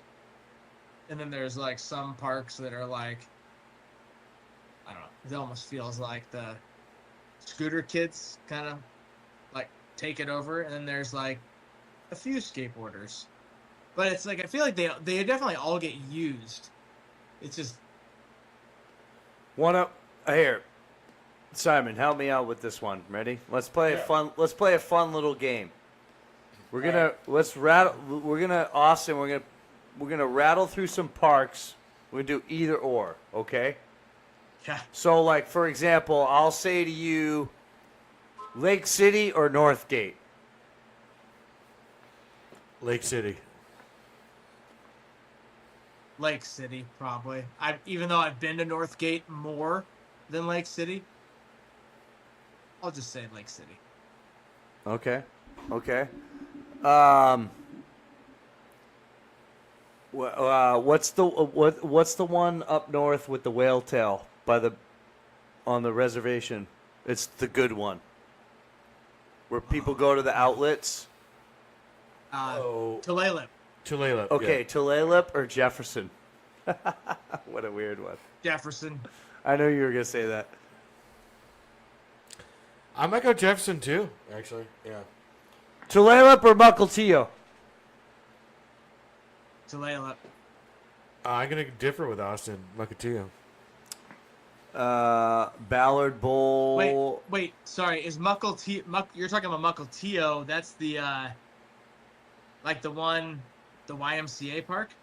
Mukilteo. No. It has like the spine thing. Mukilteo's Yeah, I think it's on the reservation. Yeah. It's not a YMCA park, that's for sure. Or are you talking about Muckleshoot? Muckleshoot might be what it is. Maybe. You're right. The one that's like Mukilteo out- is a Y. I've never skated Okay. Mukilteo because We are it is a talking about YMCA. Muckleshoot. You're so right. He We might be knows. talking about Muckleshoot. Okay. Sorry. Ballard or Duval? Ballard. Duval. Yeah, you like Duval, huh? Sick. Duval the shallow end in Duval is fucking bucked out crazy. Do you like are you into like bowl skating? Do you dig on that shit? Honestly, me, like, I'm not. No. No. I will skate some, like, bigger transition, but I'm definitely more of like a smaller transition guy. I'm definitely bowl skating is not my bag. I respect the hell out of it, but it's not my my bag. That's for sure. What about I don't know why this just popped into my head. Here's another one. I feel like you're gonna like this one. Battleground, Washington. You ever been there? Yeah. That place is sick or no? No, that's cool. I feel like that would suit your vibe. Yeah, it's got a little bit of everything. Yeah. Who's your favorite skateboarder? My favorite skateboarder, Yeah. Luke Elliott. Oh, good answer. Yeah, he's a genius. How does he do it every day? I don't know, man. I don't mean the No, skating. I mean the captions. Yeah, it's so good. Yeah. He's the best. And it's like it's like I've personally known him for so long. So I met him. I started skating in '97. I met him in '99 by going out to the old Kirkland Park. And back then, so the first 2 years I was skating, I was Mongo. And I started going out to the Kirkland Park, and he was kind of the first person that called me out on it. But he was when I first started going out to the Kirkland Park, he was one of the first guys I met out there. And he was so nice, and I was I don't know. I love watching him skate, and I loved his skating, and he was kind of one of those first guys that I kind of really looked up to, that kind of took me under his wing and started including me, and so it's and then it was he started inviting me to go out and skating with his crew and whatnot, and then him and I have been really good homies for a really long time, and love the dude to death. And it was cool. And he relocated down to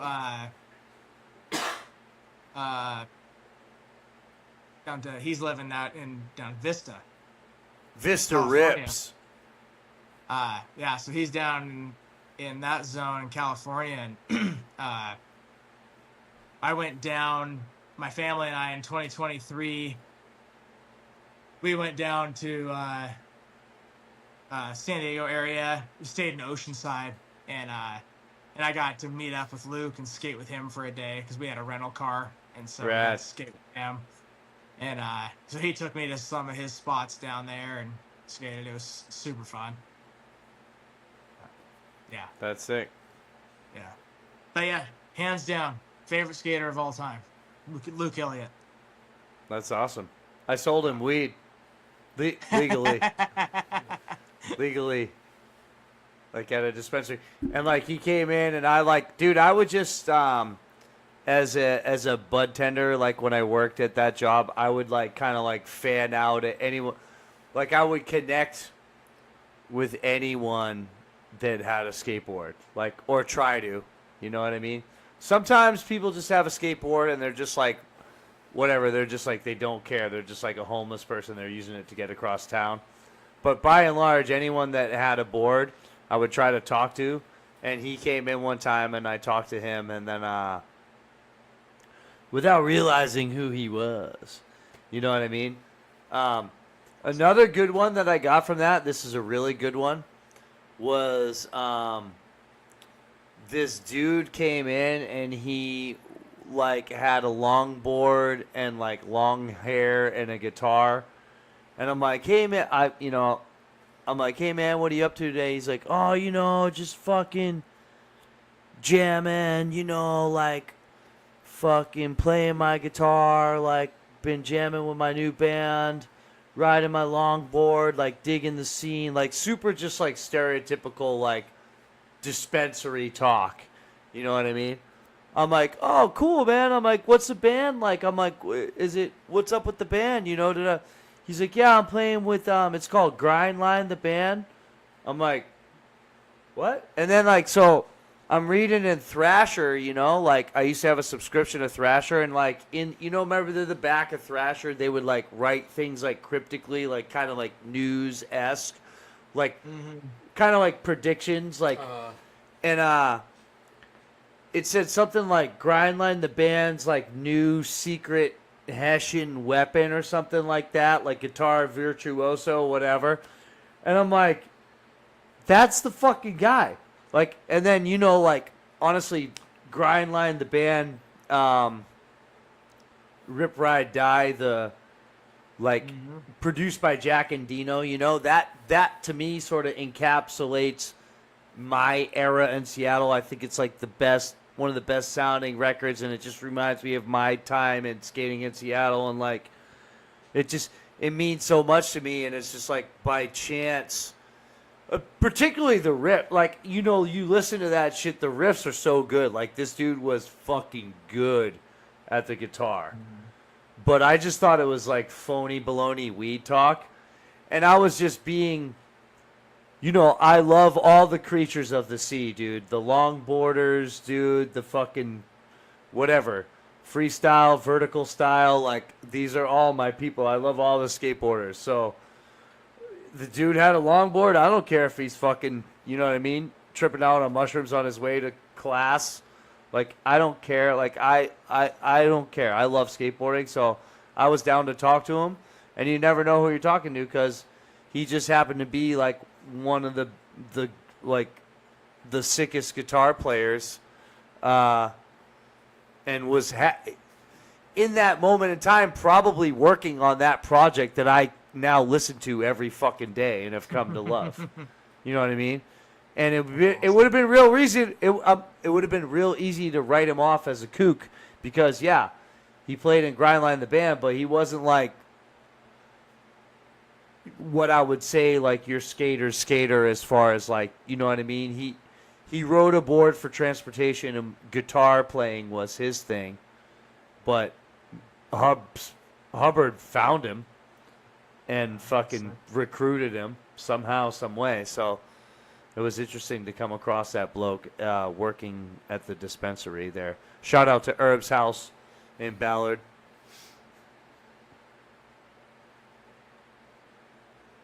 That's funny. Yeah.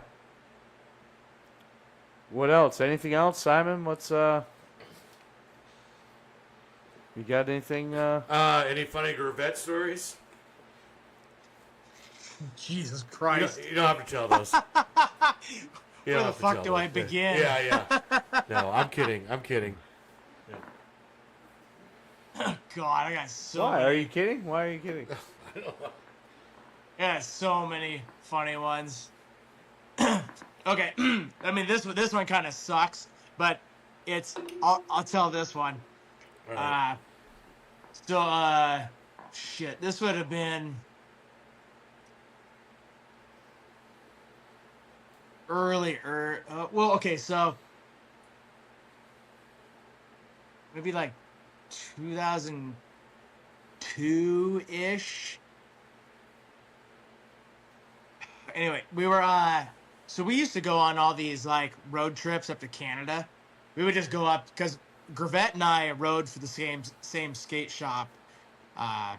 It's called Extremely Bored out in Issaquah. Back in the day. That was both of our first sponsors, and so we'd just go on like these weekend road trips to Canada all the time. And one time we were up skating. There was this super fun park up in Tsawwassen. That's in Canada? Yeah. It's where you take the ferry to Vancouver Island. Yeah. Yep. Yeah, it was right by the ferry. Yeah. I'm not allowed in Canada. I didn't know that. I am from There Canada. there was like a community center next to it, and so we were skating. This is legit like first day of the trip. we went to Twassen, and it was like super windy that day. Beautiful sunny day, but super windy. And there was like a pretty big handrail there. Excuse me. And he tried caveman board sliding. I was just talking about caveman board slide. Yeah. Yeah. So he tried caveman board sliding. Jesus Christ. This handrail. Whoa. And right as a huge gust of wind came up. And it blew the board out of his hand. And he just went straight Sacked to his nuts Wow. on this handrail. And he's screaming, he's like, ah! Ah!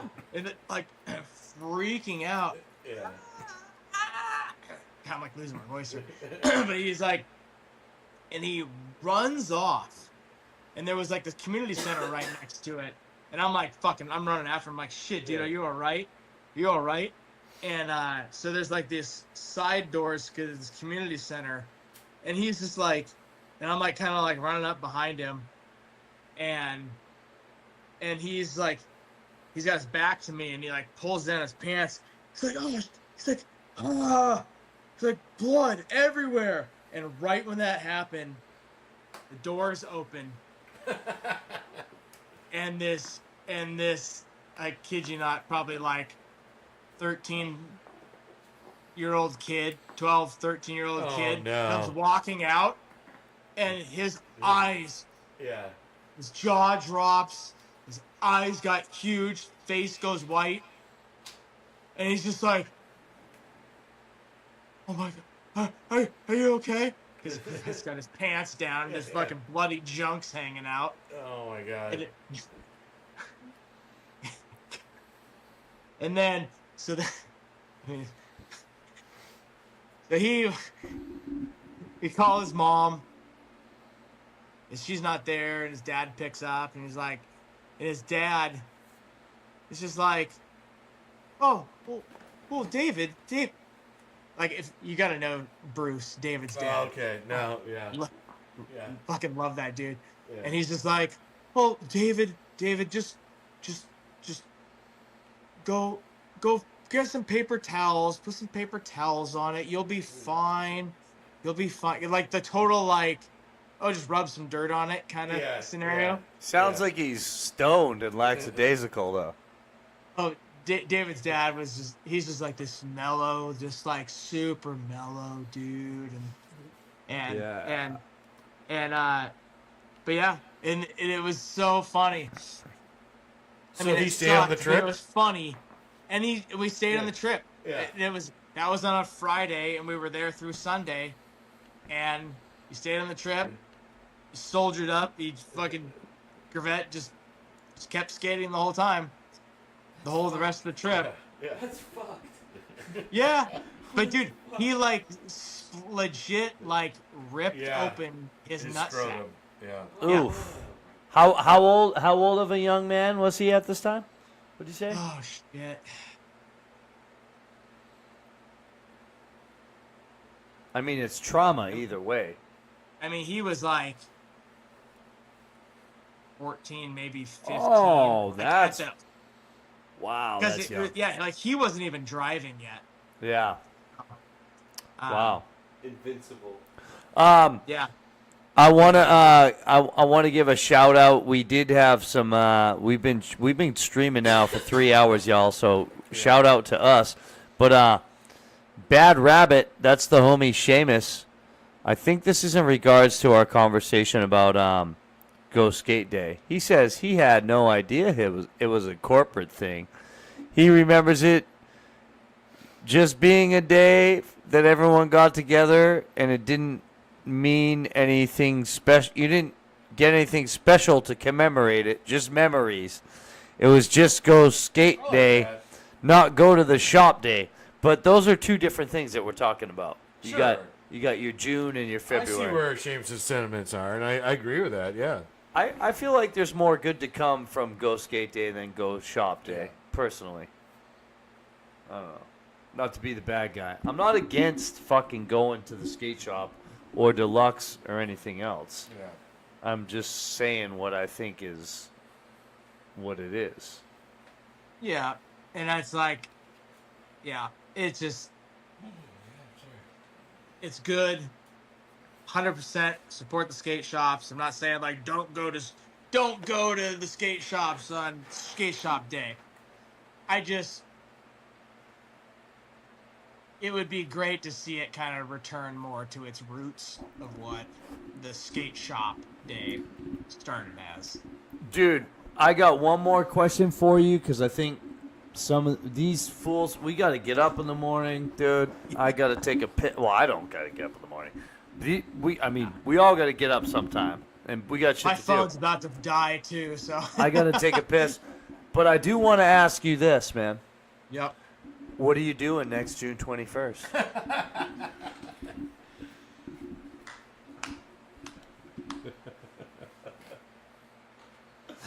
Man, I don't know.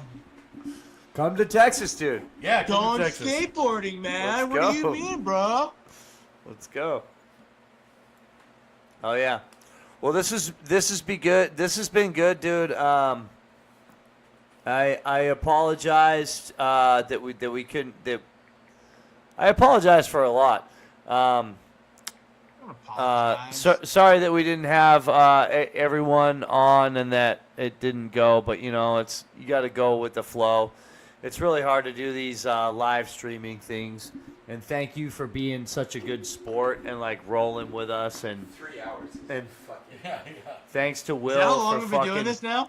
Yeah, dude. Marathon. Yeah, 3 hours. Thanks to Will for making all this happen and executing and putting up. I've been throwing him text messages with clips and shit, and if it hasn't synced up and not everything has lined up to our viewers, we understand. We're not professionals. This is the 6th time we've done this. Okay, so We're trying. we're trying like hell, and we were very ambitious tonight. We thought we were gonna have 3 different interviews. It didn't. Things happen. People's technological phones. People go have emergencies with family and loved ones. So we appreciate all the love and support. Go skating. Don't go skating. Go to the store. Whatever. Get some socks. Fucking dude, milk is up, cheese is down. What are you gonna do? You know what I mean? You Go- go support your local skate shop. What you do is you sit in traffic. You don't pay for graphics. You go get yourself a shop deck from Gravity Sports in Renton, Washington. Word up. Thanks a lot, everyone. No, wait, not a shop deck. Go get an Wait, let me rewrite it. Accolade deck. You're sitting in traffic and you're paying for graphic. Whatever. Accolade skateboards are available at Gravity. Gravity's one of my favorite shops in the world. You can go get Accolade boards there, amongst 11 other places in the Puget Sound area. Thank you very much, Austin Fisher, for joining us this evening. And to the 2 people that have stuck with us, watching us the whole time, God bless you. Thank you so much. Well, hopefully more people will watch this so it's not a total waste of your time for doing this, because I really do appreciate you doing Yeah, this. you're the best, Austin. Thanks for dude. putting up with us, dude. No, John, Simon, fucking love you dudes. Will, you guys are awesome. Oh, yeah. I really appreciate. It really means a lot to me personally. Just as a human, as a skateboarder, as just a small business owner that you Oh my God. that you invited me to do this and to talk about my experiences and What happened? the events that I was involved with. It was fun to talk about, and it's yeah, I appreciate you guys. I love you guys. So thank you so much. Yeah, And dude. I really appreciate it. Man, Yes, you're sir. fucking good at what you do. Keep it up, dude. And we'll Thanks, fucking man. I'm trying. hope to connect and collaborate more soon. Yes, brother. Yes. Oh yeah, man. Alrighty. You guys have a good night. Have a good Thank night. you. Later. Peace. Later. Hell yeah. Yo, drop that beat. Mongochatter. Later, big dog. Mongochatter. Later. Love you, brother. Mongochatter.